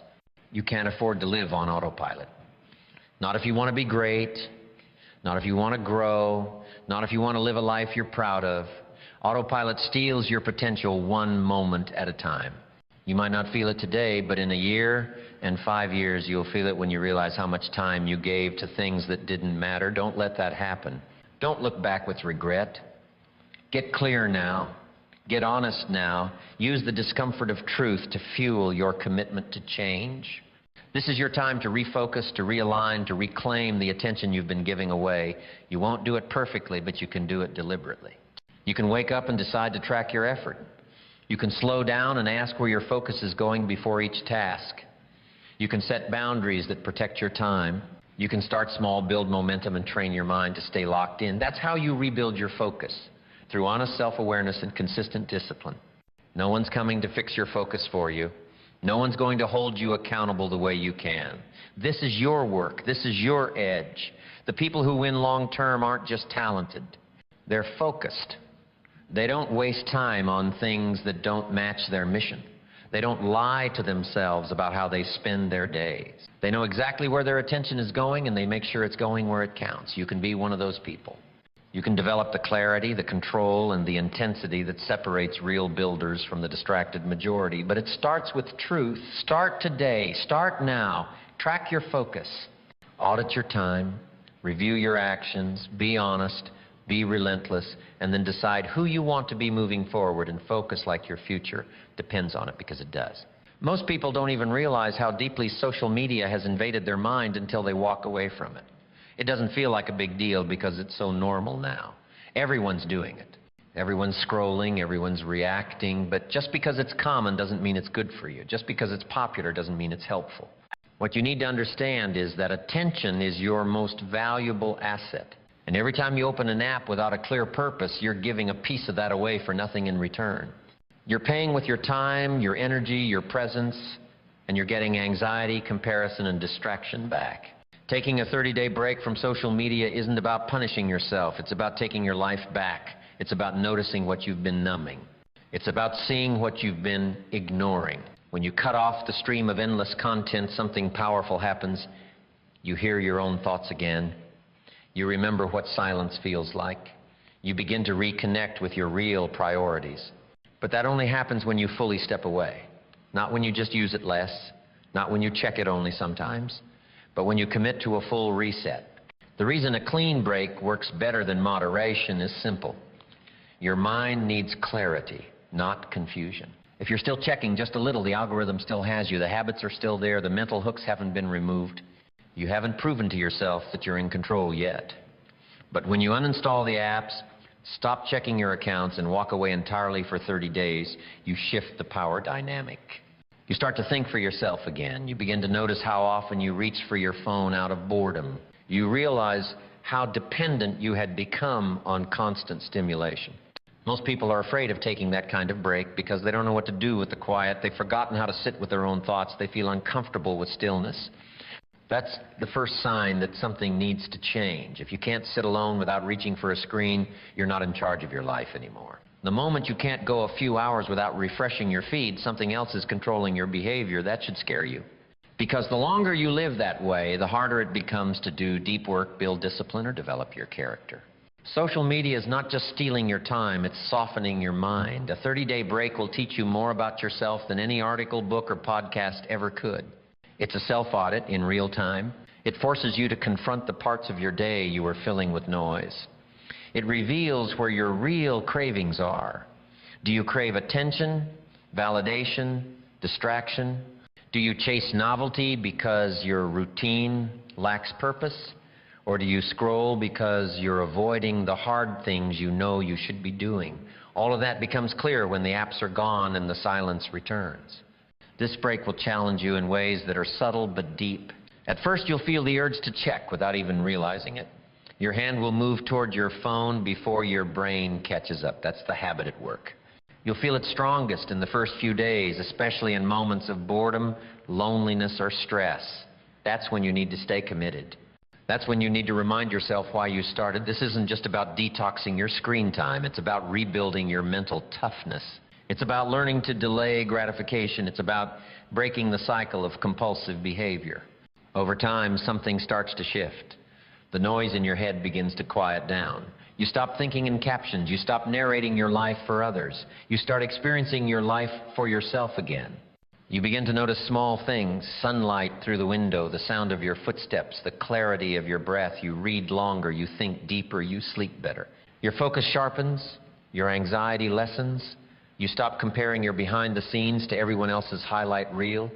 You start feeling present again. That presence is where your power island, that's what social media has been stealing from you all along. Not just your time, but your ability to stay rooted in the moment. Without constant updates, your mind gets stronger.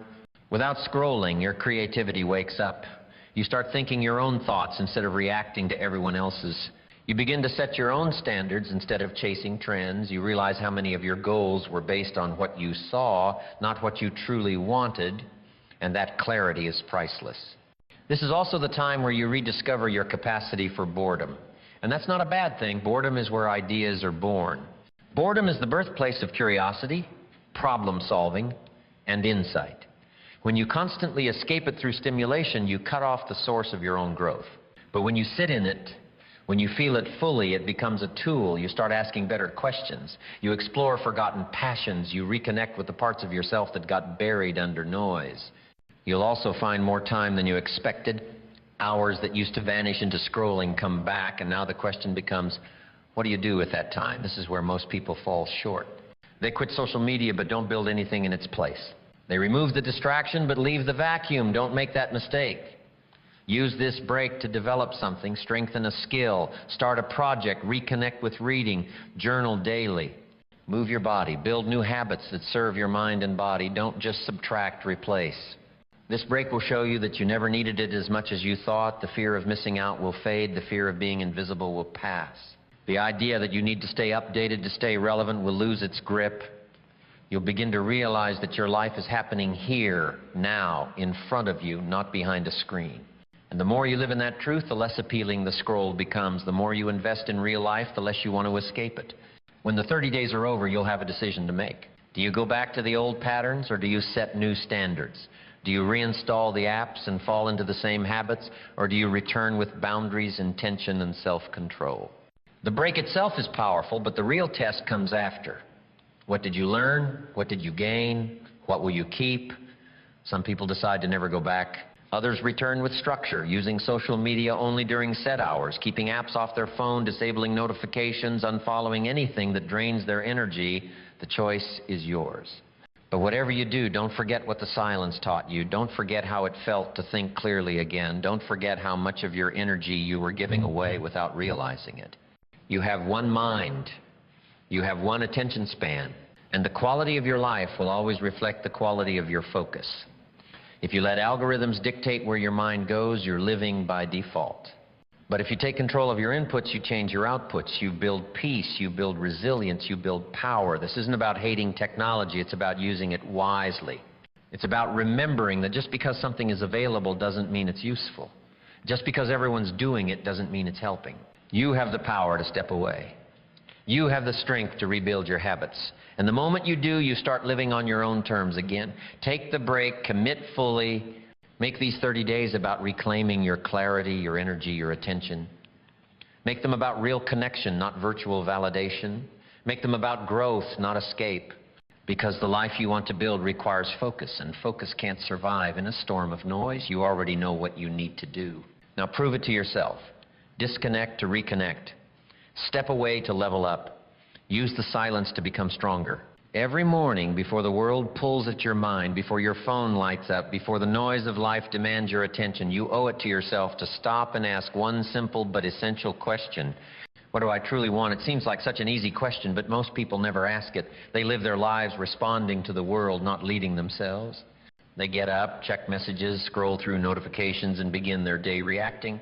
They jump into routines that were built without clarity. They run fast without knowing the direction. And then they wonder why they feel unfulfilled, disconnected, or lost. When you wake up and ask yourself what you truly want, you interrupt the autopilot. You bring yourself back to center. You remember that this is your life. You're not here to live someone else's dream. You're not here to chase goals that don't belong to you. And you're certainly not here to waste your time doing things that drain your spirit. That one question creates space for honesty. It creates a moment of intention. And over time, it reshapes your entire direction. The point is not to always have the perfect answer. Some mornings what you want will be crystal clear. Other days it might feel fuzzy or uncertain. That's fine. The power isn't just in the answer. It's in the act of asking. It's in the habit of reflection. Because when you build a routine of checking in with yourself, you start to live with more presence. You become less influenced by the outside world and more connected to your inner compass. The truth is, you already know what matters to you. Deep down, you've always known. But when you stop listening, when you let the noise of the world drown it out, that knowing starts to fade. You get swept up in obligations, expectations, and distractions. You chase things you don't even care about. You pour your energy into proving things to people who don't even matter. That's what happens when you live unconsciously. That's what happens when you stop asking yourself who you are and what you want. The reason this question is so important in the morning is because it sets the tone. It tells your brain what to focus on. It reminds you that your time is limited, that your energy is precious, and that you have a say in how this day unfolds. You don't need to have it all figured out. You just need to be honest. Do you want peace, progress, growth? Do you want to move forward on something you've been avoiding? Do you want to stop wasting time and start using your potential? Asking this question also helps you avoid regret. Most people don't regret what they failed to do. They regret what they never even tried to pursue. They regret living a life that looked good but felt empty. They regret staying silent when they should have spoken up. They regret ignoring their truth. But if you check in every day and ask yourself what you truly want, you won't drift. You'll course correct early. You'll make the small adjustments that lead to a better destination. You'll live in alignment instead of conflict. Some days the answer will surprise you. Maybe you'll realize that what you thought you wanted was never really yours. Maybe you'll see that you've been chasing approval instead of authenticity. Maybe you'll notice that you've been avoiding the very thing that would make you grow. That's good. That's clarity. That's where transformation begins. Because once you know what you want, you can start doing something about it. You can start saying no to the distractions. You can start saying yes to the discipline. You can start walking your own path instead of following someone else's path. This habit also builds self-respect. When you start asking yourself what you want and then actually move toward it, you prove to yourself that your desires matter. You stop waiting for permission. You stop living passively. You start living with boldness, and that creates momentum. That builds confidence. That helps you stop settling because you know deep down that you're not wasting your life on things that don't feed your soul. Most people think discipline is about pushing yourself through discomfort. And yes, that's part of it. But real discipline comes from clarity. When you know what you want and why it matters, you're more likely to follow through. You're more likely to stay consistent. You don't have to force motivation. You're fueled by purpose, but that purpose only stays alive if you feed it daily. That's why you can't just ask this question once a year. You can't just journal about your dreams and then forget them. You need to revisit them every morning in a quiet moment before the noise creeps in. That morning check-in doesn't need to be long. You don't need a complex ritual. All you need is a few minutes of honesty. Sit with yourself, breathe, ask the question, listen, don't judge what comes up, just notice it, write it down if you want. Speak it out loud if that helps. But keep asking, keep coming back to the question, because every time you do, you're reminding yourself that this is your life and you're not going to sleepwalk through it. This simple practice can change the trajectory of your days, and your days become your weeks. Your weeks become your months become your years, and your years become your legacy. If you want to live a focused, meaningful life, it begins with the small things. It begins with self-awareness. It begins with asking better questions, because the quality of your questions will always determine the quality of your direction. You don't need to chase 100 goals. You just need to know which one matters most right now. You don't need to impress everyone. You just need to honor yourself. You don't need to predict the future. You just need to stay aligned with your truth today. And the more you do that, the stronger you become. Not because everything is easy, but because you're no longer wasting your energy on things that don't matter. Most people get lost because they never check the map. They just keep moving, hoping it'll all work out. But if you stop each day and ask where you're going and why, you'll walk with more purpose. You'll notice when you drift, you'll catch yourself before the detour becomes a dead end. That's the power of self-check-ins. They don't just help you find direction, they help you stay on course. You'll also notice that this question builds emotional awareness because sometimes what you truly want isn't external. Maybe you want peace, maybe you want healing, maybe you want forgiveness, maybe you want to feel grounded. Those are not goals you can measure with metrics, but they matter just as much, sometimes more. And when you're honest about those inner needs, you stop numbing them, you start facing them. And that's how real inner strength is built. Asking what you want also reveals what you've been tolerating. You'll start to see the areas of your life where you've been settling, shrinking, or compromising. And when you see those clearly, you have a choice. Stay the same or start shifting. That's why this habit is not just about clarity, it's about courage. Because once you see the truth, you can't unsee it, and then it's on you to do something about it. The most powerful part of this is that it builds a habit of living consciously. Most people live in reaction. They let life happen to them. But if you ask this one question every morning, you start creating life instead of just surviving it. You stop running from yourself and start running toward who you could become. You make your choices from a place of alignment instead of confusion. You don't need a perfect morning routine. You don't need all the answers. You just need to make space each day to connect with what's real for you. What do you care about? What are you willing to fight for? What do you want to create, build, or become? Keep asking. Keep listening. Keep moving forward. It's not about perfection. It's about presence. And the more present you are, the more power you have to shape your life intentionally. One question asked consistently can reshape your focus, rebuild your discipline, and reignite your passion. Don't underestimate the impact of that. Don't overlook the simplicity. Don't wait for the perfect time to start. Begin tomorrow morning before the world speaks. Speak to yourself. Ask what you want, then go live like it matters. There's a feeling we all know too well. The one that comes from putting something off.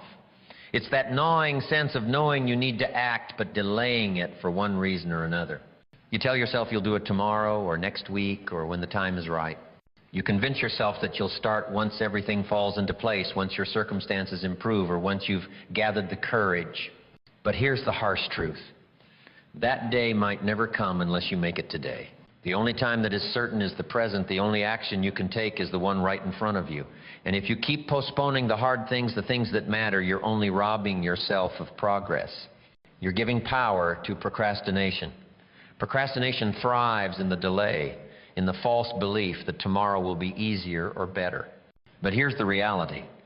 Tomorrow is just another day filled with its own set of distractions, its own set of reasons to keep waiting. The longer you wait, the more you deepen the habit of avoidance, the more you make it easier to put things off, to dodge the discomfort of getting started, the more you convince yourself that tomorrow will be the day you change your habits, make the call, send the email, or take the first step. But as you wait, your dreams get further away. Your goals become harder to reach, and the thing you've been avoiding, it just keeps getting bigger, more overwhelming, more intimidating. So today, make the decision to do the thing you've been putting off. It doesn't matter what island, whether it's a phone call that's been on your mind for weeks, a project you've been avoiding because it feels too big, or a conversation you're scared to have. Today is the day to tackle it. Don't wait. Don't give yourself another excuse. Don't let another day go by with this weight hanging over you. Take a breath, gather your courage, and take that first step. The hardest part of any task is the start. Once you begin, momentum builds. Once you take that first step, the next one becomes easier. And before you know it, you'll be closer to the finish line than you ever thought possible. The key is to stop negotiating with yourself. Every time you delay, you're bargaining with your future.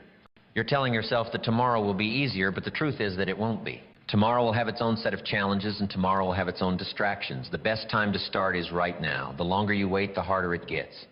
And the longer you wait, the more you reinforce the belief that starting is something to fear, something to avoid, but in reality, action is the antidote to fear. Action is the way forward. Think about it. What have you been putting off for weeks, months, or even years? Maybe it's a difficult conversation with someone you care about.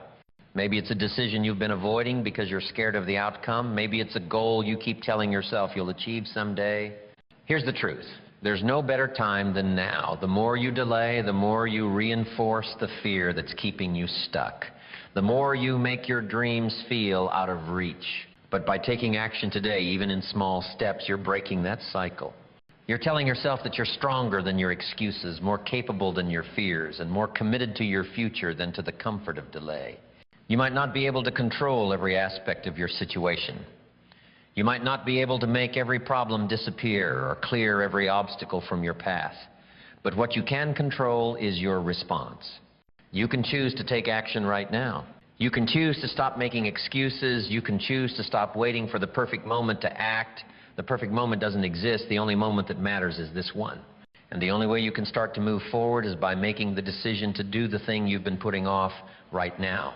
It might feel uncomfortable. You might feel resistance.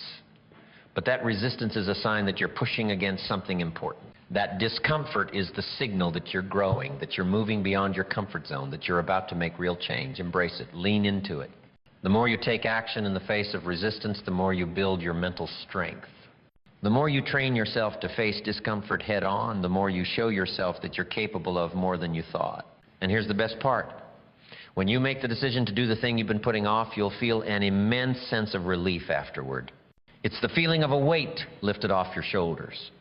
It's the satisfaction of knowing that you no longer have to carry that task around with you. It's the freedom that comes from taking action. And it's the confidence that builds when you prove to yourself that you can follow through even when it's tough. So today, make the decision to act. Don't wait for the right time because it will never come. Don't wait for motivation to strike because motivation follows action. The moment you take that first step, you create the momentum you need to keep going. And the more you act, the easier it becomes to keep acting. The more you face your fears and do the things that scare you, the less power those fears will have over you. Take a moment to reflect. What have you been avoiding? What is the one thing that's been weighing on your mind that you know you need to do but have been putting off? Whatever it is, today is the day. Don't let another day pass with that task hanging over you. Don't let another day go by where you feel the weight of procrastination. Take action now. Start small if you need to, but start. The sooner you start, the sooner you'll finish. And the sooner you finish, the sooner you'll realize that the thing you were avoiding wasn't as hard as you thought. Remember, action is the antidote to doubt. Action is the answer to procrastination. Action is what moves you from where you are to where you want to be, and all you have to do is take that first step today, right now. Life is a constant battle for your focus. Every day you're bombarded by distractions. Emails, phone calls, social media notifications, the noise of the world around you, and even your own thoughts pulling you in a million different directions. In a world where attention is the most valuable resource, the struggle to control it is relentless. If you don't take charge of your focus, life will take charge of your time. And soon enough, you'll find yourself on a path you never intended to walk. Focus is not a luxury. It's a necessity. Without it, your efforts become fragmented, your productivity suffers, and your goals drift further and further out of reach. When you let distractions control your focus, they control your time. And time is the one thing you can never get back. Every minute you spend mindlessly scrolling through your phone or being pulled into someone else's agenda is a minute you'll never reclaim. The reality is simple. Either you own your focus or life will own your time. And that choice will determine whether you achieve the success and fulfillment you seek. Focus is the foundation of all productivity, success, and growth. Without it, even the best plans fall apart. You can have all the skills, all the knowledge, and all the resources, but if you can't concentrate on the task at hand, none of it matters. Focus allows you to take your ambitions and turn them into results. It's the ability to block out the noise, tune out distractions, and give your undivided attention to what's important. It's not easy, but it's the price you pay for progress. The biggest obstacle to focus is the constant barrage of distractions that surround us. In today's world, distractions are more pervasive than ever. Social media, emails, text messages, and the endless stream of information we're exposed to create an environment where it's almost impossible to concentrate. The digital world is designed to keep you engaged, to capture your attention at every turn, to make sure you never have a moment of stillness, and if you let it, it will consume you. It will pull you away from what truly matters and fill your time with noise and clutter. But here's the truth. Distractions are a choice. Every time you pick up your phone to check notifications, every time you allow your mind to wander to things that don't serve your goals, you're choosing to let something outside of you control your focus. The good news is that you have the power to change that. You can choose to take back control.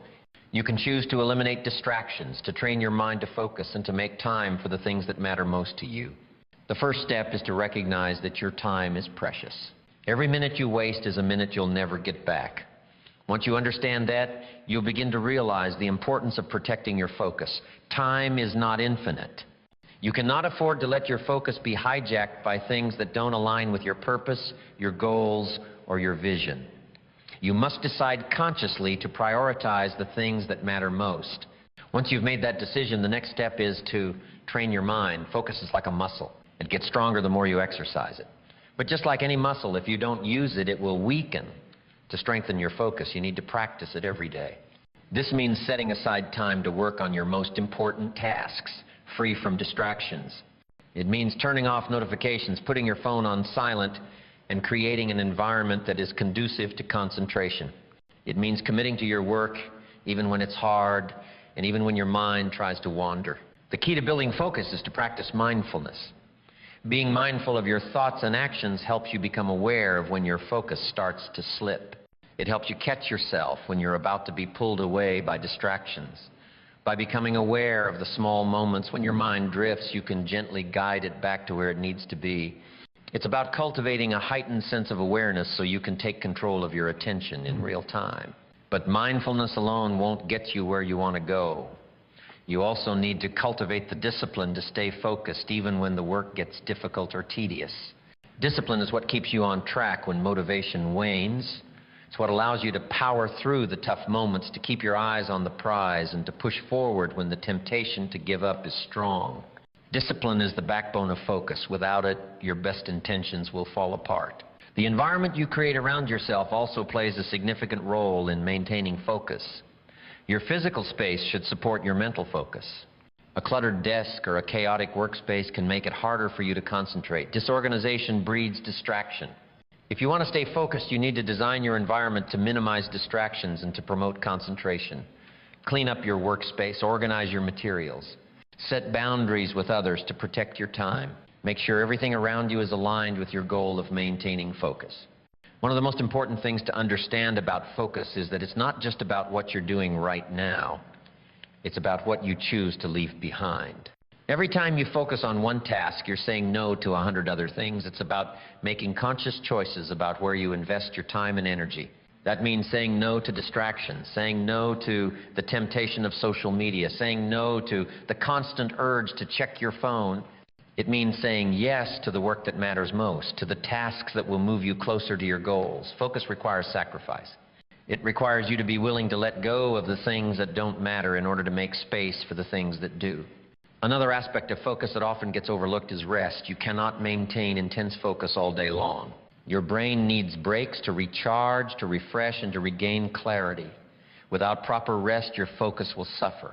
Taking regular breaks throughout the day, getting enough sleep at night, and engaging in activities that help you relax and de-stress are essential for maintaining peak focus. It's also important to recognize that focus is not an all-or-nothing proposition. It's not about being hyper-focused 100% of the time. Instead, it's about being intentional with your focus. It's about knowing when to give your full attention to something and when to allow yourself a break. The more you practice focusing on what's important, the better you'll get at it. You'll become more skilled at tuning out distractions, more adept at keeping your attention on what matters, and more capable of protecting your time from being stolen by things that don't serve your purpose. Owning your focus means owning your life. It means taking control of your time, your decisions, and your future. The more you can protect your focus, the more you'll accomplish, the more you'll move toward your goals, and the more you'll build the life you want. Time is your most valuable asset. Protect it fiercely. Guard it with everything you've got. When you own your focus, you own your time. And when you own your time, you own your life. Creating a plan and following it without emotion is one of the most powerful disciplines you can adopt to achieve sustained success in any area of your life. The beauty of a well-crafted plan lies in its clarity, its direction, and its ability to remove the chaos that often surrounds decision-making. The reality, however, is that emotions often get in the way. In moments of doubt, frustration, or even excitement, our emotions can skew our judgment and divert us from the straight path laid out by our plan. But success is not built on emotional reactions. It's built on consistent, rational actions that are driven by a clear plan. A plan should not be a guide that fluctuates with the highs and lows of your feelings. It should be a steadfast map that leads you from where you are now to where you want to be, regardless of how you feel about it at any given moment. When you create a plan, you essentially make a commitment to yourself, a commitment to move forward, to take deliberate actions, and to consistently execute the necessary steps toward your goals. The problem is that many people don't stick to their plans. They start off strong, motivated by their dreams and ambitions. But as time goes on, they allow their emotions to dictate their actions. They get frustrated when things don't go as expected. They get discouraged when progress seems slow, and they allow their excitement to push them into actions that are not aligned with their long-term vision. The ability to follow your plan without emotion is what will separate you from those who are merely trying to get by versus those who are striving for true success. It's important to understand that emotion is not inherently bad. Emotions can be powerful motivators, and they can give you the energy you need to get started. However, when emotions begin to dominate your decisions, that's when things get tricky. Imagine trying to navigate a ship based on the ever-changing tides of the ocean. The ocean's mood will change with every storm, and soon enough you'll find yourself lost at sea. But if you have a clear map and a strong compass, no matter how the tides shift, you'll know exactly where you need to go. This is what a solid plan provides, a sense of direction that isn't swayed by the changing emotional landscape. The first step in creating a plan is understanding exactly what you want to achieve. It's not enough to say, I want to be successful or I want to lose weight. Those are vague goals that don't provide you with any tangible action steps. Instead, define exactly what success looks like for you. Be specific about the outcome you desire. If you want to improve your physical health, for example, your plan could involve a specific exercise routine, a nutrition plan, and a set of measurable milestones to track your progress.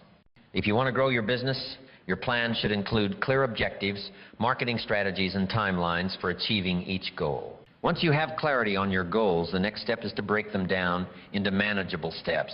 This is where many people fail. They create a vague vision of the future but fail to map out the small, actionable steps necessary to make that vision a reality. A plan without action steps is just a dream. Break down each goal into specific tasks. If you want to build a business, this could involve tasks like conducting market research, developing a business model, creating a website, and building a customer base. If you're trying to lose weight, it could involve scheduling workouts, meal prepping, tracking your progress, and making adjustments along the way. The most crucial aspect of this process is creating a schedule for these tasks. The schedule will act as your roadmap, and it will keep you on track even when emotions try to derail you. When you set a deadline or commit to a certain activity, your focus should be on the task at hand, not on how you feel in the moment. This is where the discipline to follow through comes into play. You need to commit to doing the work even when you don't feel like it, even when the excitement fades, and even when the challenges arise.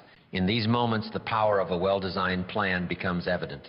You don't have to rely on fleeting feelings of motivation to stay on track, because your plan is already telling you exactly what you need to do next. Another key element of following a plan without emotion is learning how to handle setbacks. It's easy to be emotionally invested in your success, but the reality is that success rarely follows a straight line.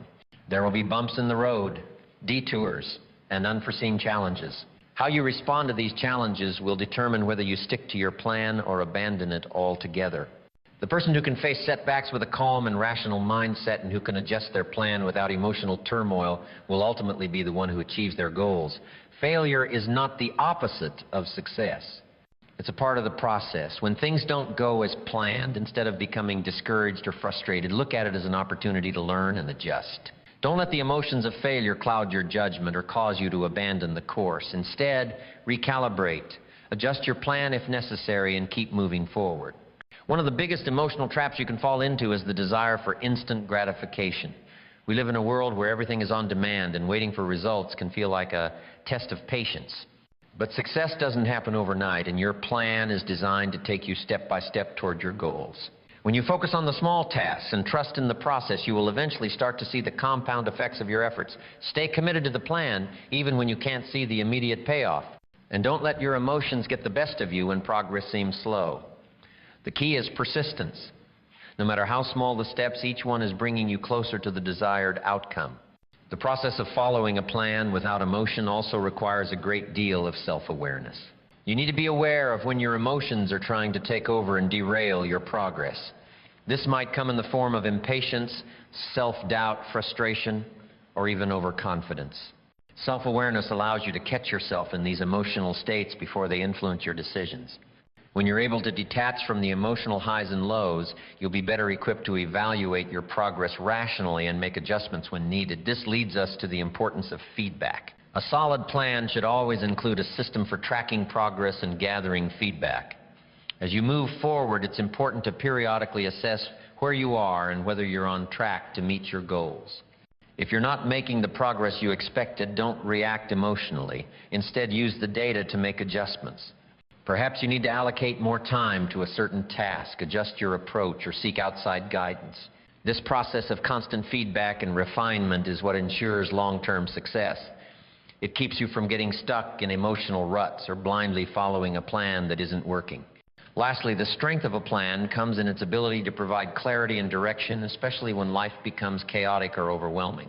In those moments when everything seems out of control, your plan serves as your anchor. It reminds you of the bigger picture of why you started in the first place and of the actionable steps you need to take in order to move forward. Without a plan, you risk getting lost in the noise of daily life, reacting emotionally to every challenge, and ultimately getting nowhere. With a plan, you have a clear path forward, regardless of the external circumstances. In conclusion, the ability to create a plan and follow it without emotion is a skill that can transform your life. It allows you to consistently move forward, stay on track during difficult times, and make rational decisions that are aligned with your long-term vision. By focusing on the plan and not on the emotions that arise along the way, you give yourself the best possible chance of success. So take the time to create a plan, commit to it, and stay disciplined. Let go of the emotional roller coaster and watch as you build the life you've always wanted, one steady step at a time. For many people, the constant desire for approval is one of the greatest distractions from their personal growth and true potential. This desire can subtly take control of our lives, shaping our decisions and actions in ways that align more with the expectations of others than with our own desires. We find ourselves seeking validation from friends, family, co-workers, or even strangers, hoping that the opinions of others will give us the confirmation we need to feel validated, successful, or worthy. The problem with this constant search for approval is that it creates an endless loop, a cycle of reliance on external opinions that rarely lead to true fulfillment or success. When you chase approval, you are not living for yourself. You are living to meet the standards of others. And often these standards are vague, unrealistic, or misaligned with your true potential. The pursuit of external validation often leads to frustration because no matter how much approval you receive, it's never enough. It becomes a moving target, and you end up stuck in a constant state of seeking more and more approval while your own goals and dreams are pushed to the side. The reality is that approval from others, whether it's from your peers, your colleagues, or even your family, is ultimately fleeting. People will always have their own opinions, preferences, and biases. What pleases one person may not satisfy another, and this inconsistency can leave you feeling perpetually unsatisfied. It's only when you stop chasing the approval of others and start pursuing your own goals, dreams, and values that you can truly begin to make progress. So why do we chase approval in the first place? It's often rooted in a deep-seated fear of rejection or failure. We fear that if we don't fit in or meet certain expectations, we won't be accepted or valued. This fear can be paralyzing, causing us to shrink from pursuing our true passions and potential. We start to prioritize the desires of others over our own. This fear of judgment can make us hesitant to take risks or step outside of our comfort zones. But in the process, we end up sacrificing our authentic selves and living a life that isn't true to who we really are. One of the first steps in breaking free from the cycle of chasing approval is recognizing that it's okay to disappoint others. It's okay to not meet someone else's expectations if those expectations aren't aligned with your own values or goals. It's a hard truth, but an essential one. Your path in life is yours alone, and it's not meant to be molded by the desires of others. The moment you realize this, the pressure of constantly seeking approval starts to fade. You begin to reclaim your time, your energy, and most importantly, your focus. When you start chasing your own goals, you shift your focus from seeking validation to building something meaningful and fulfilling. Instead of looking outside yourself for approval, you look within. You start to trust your instincts, follow your passions, and prioritize what matters most to you. And it's in this space of internal validation that true growth happens. No longer do you need to measure your worth by the standards of others. Your worth is found in the pursuit of your own goals, the progress you make, and the resilience you develop along the way. One of the key elements of chasing your own goals is setting clear personal objectives that are meaningful to you, not based on what others expect from you. These goals should be deeply connected to your values, passions, and aspirations. When you set goals that resonate with your inner drive, you create a sense of purpose that fuels your actions. It's no longer about pleasing others or meeting their expectations. It's about creating a life that you're proud of, that reflects who you truly are. Another powerful aspect of chasing your own goals is the freedom it gives you. When you stop seeking external validation, you free yourself from the shackles of judgment, comparison, and societal pressure. This freedom allows you to explore, experiment, and grow without the fear of failure or rejection holding you back. You become more open to new experiences, more willing to take risks, and more focused on what truly brings you joy and fulfillment. And the best part is, this freedom is yours to create and shape, independent of what anyone else thinks or says. Chasing your own goals also means taking full ownership of your life. You stop blaming external circumstances or the opinions of others for your lack of progress.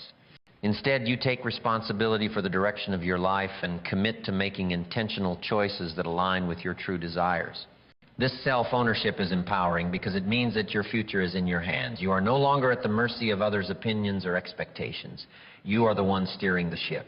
As you embark on the journey of chasing your own goals, it's important to acknowledge that the road won't always be easy. There will be obstacles, setbacks, and challenges along the way. But the beauty of pursuing your own goals is that these obstacles become opportunities for growth. When you're focused on your own journey, you develop the resilience and determination needed to push through difficulties, adapt to challenges, and keep moving forward. You learn to rely on your inner strength rather than seeking comfort or reassurance from others. It's also crucial to remember that progress is not always linear. You may experience periods of doubt, frustration, or confusion, but that's part of the process.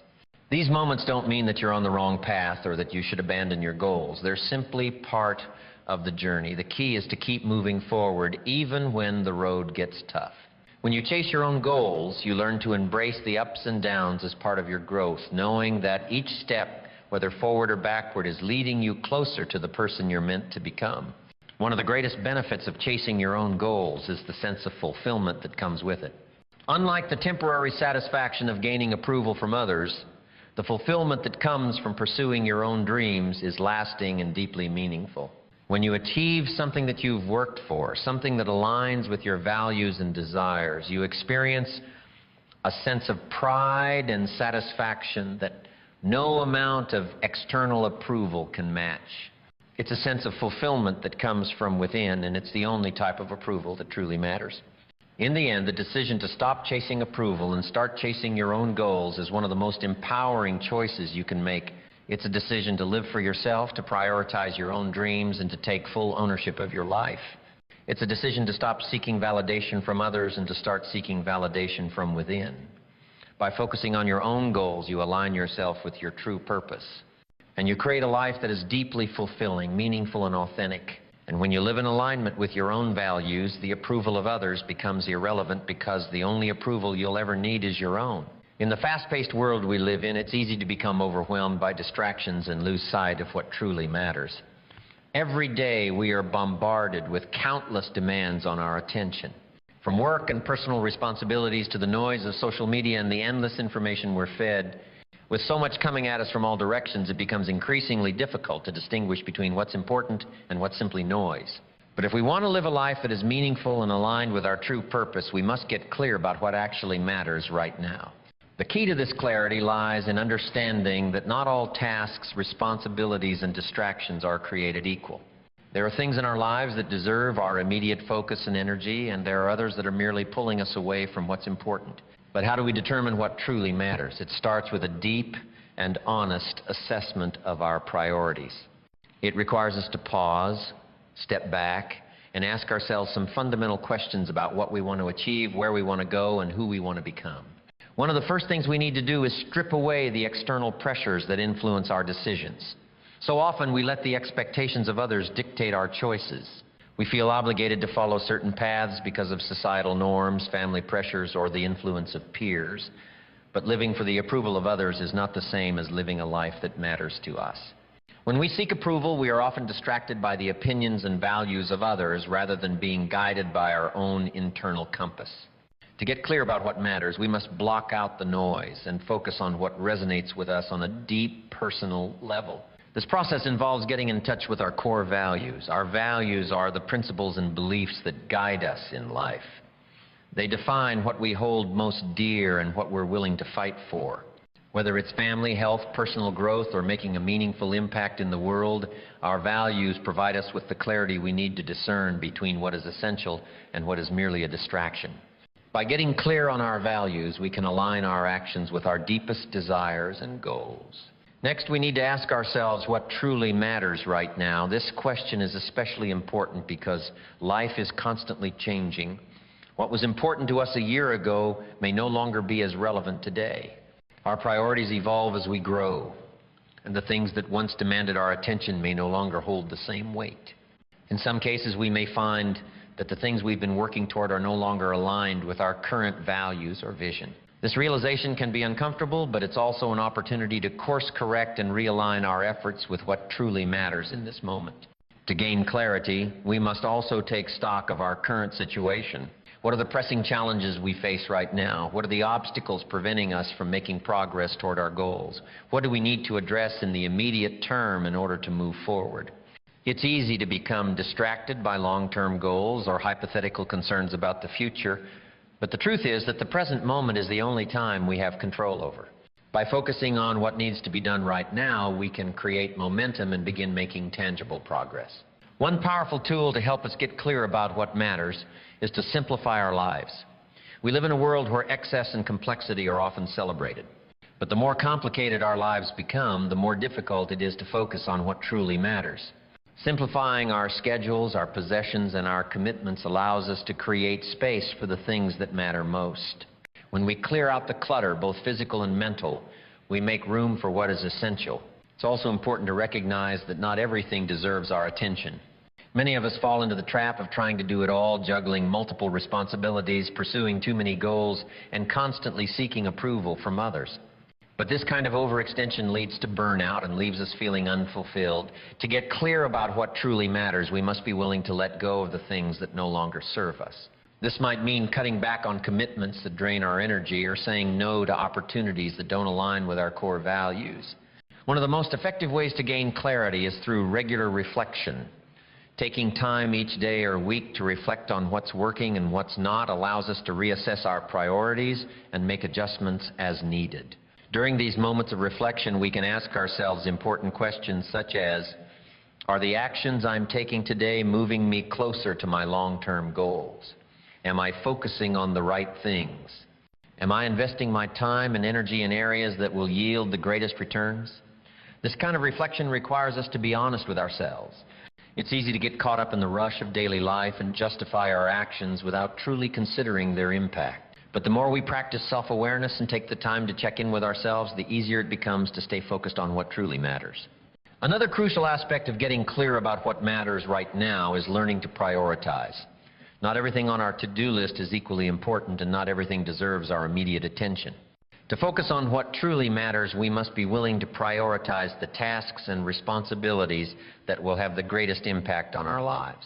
This means making intentional decisions about where to allocate our time and energy. It might involve saying no to less important tasks or postponing things that can wait. By prioritizing, we create space for the things that truly align with our values and goals. As we work to get clear about what truly matters, it's also important to take care of ourselves.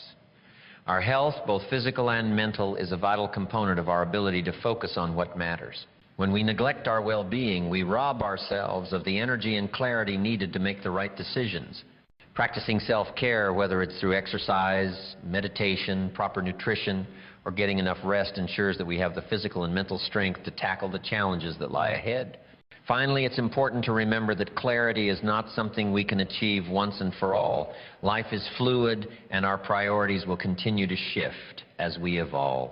The key is to remain flexible and adaptable, willing to reassess our goals and values as circumstances change. By doing so, we can ensure that we are always aligned with what truly matters, both in the short term and in the long term.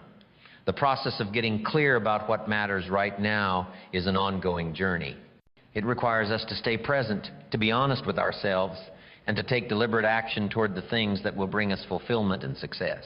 By making this a priority, we free ourselves from the noise and distractions that hold us back, and we create a life that is truly focused on what matters most. It's not always easy, but the rewards are immeasurable. A life filled with purpose, clarity, and a deep sense of satisfaction that comes from knowing you're doing what truly matters in the present moment.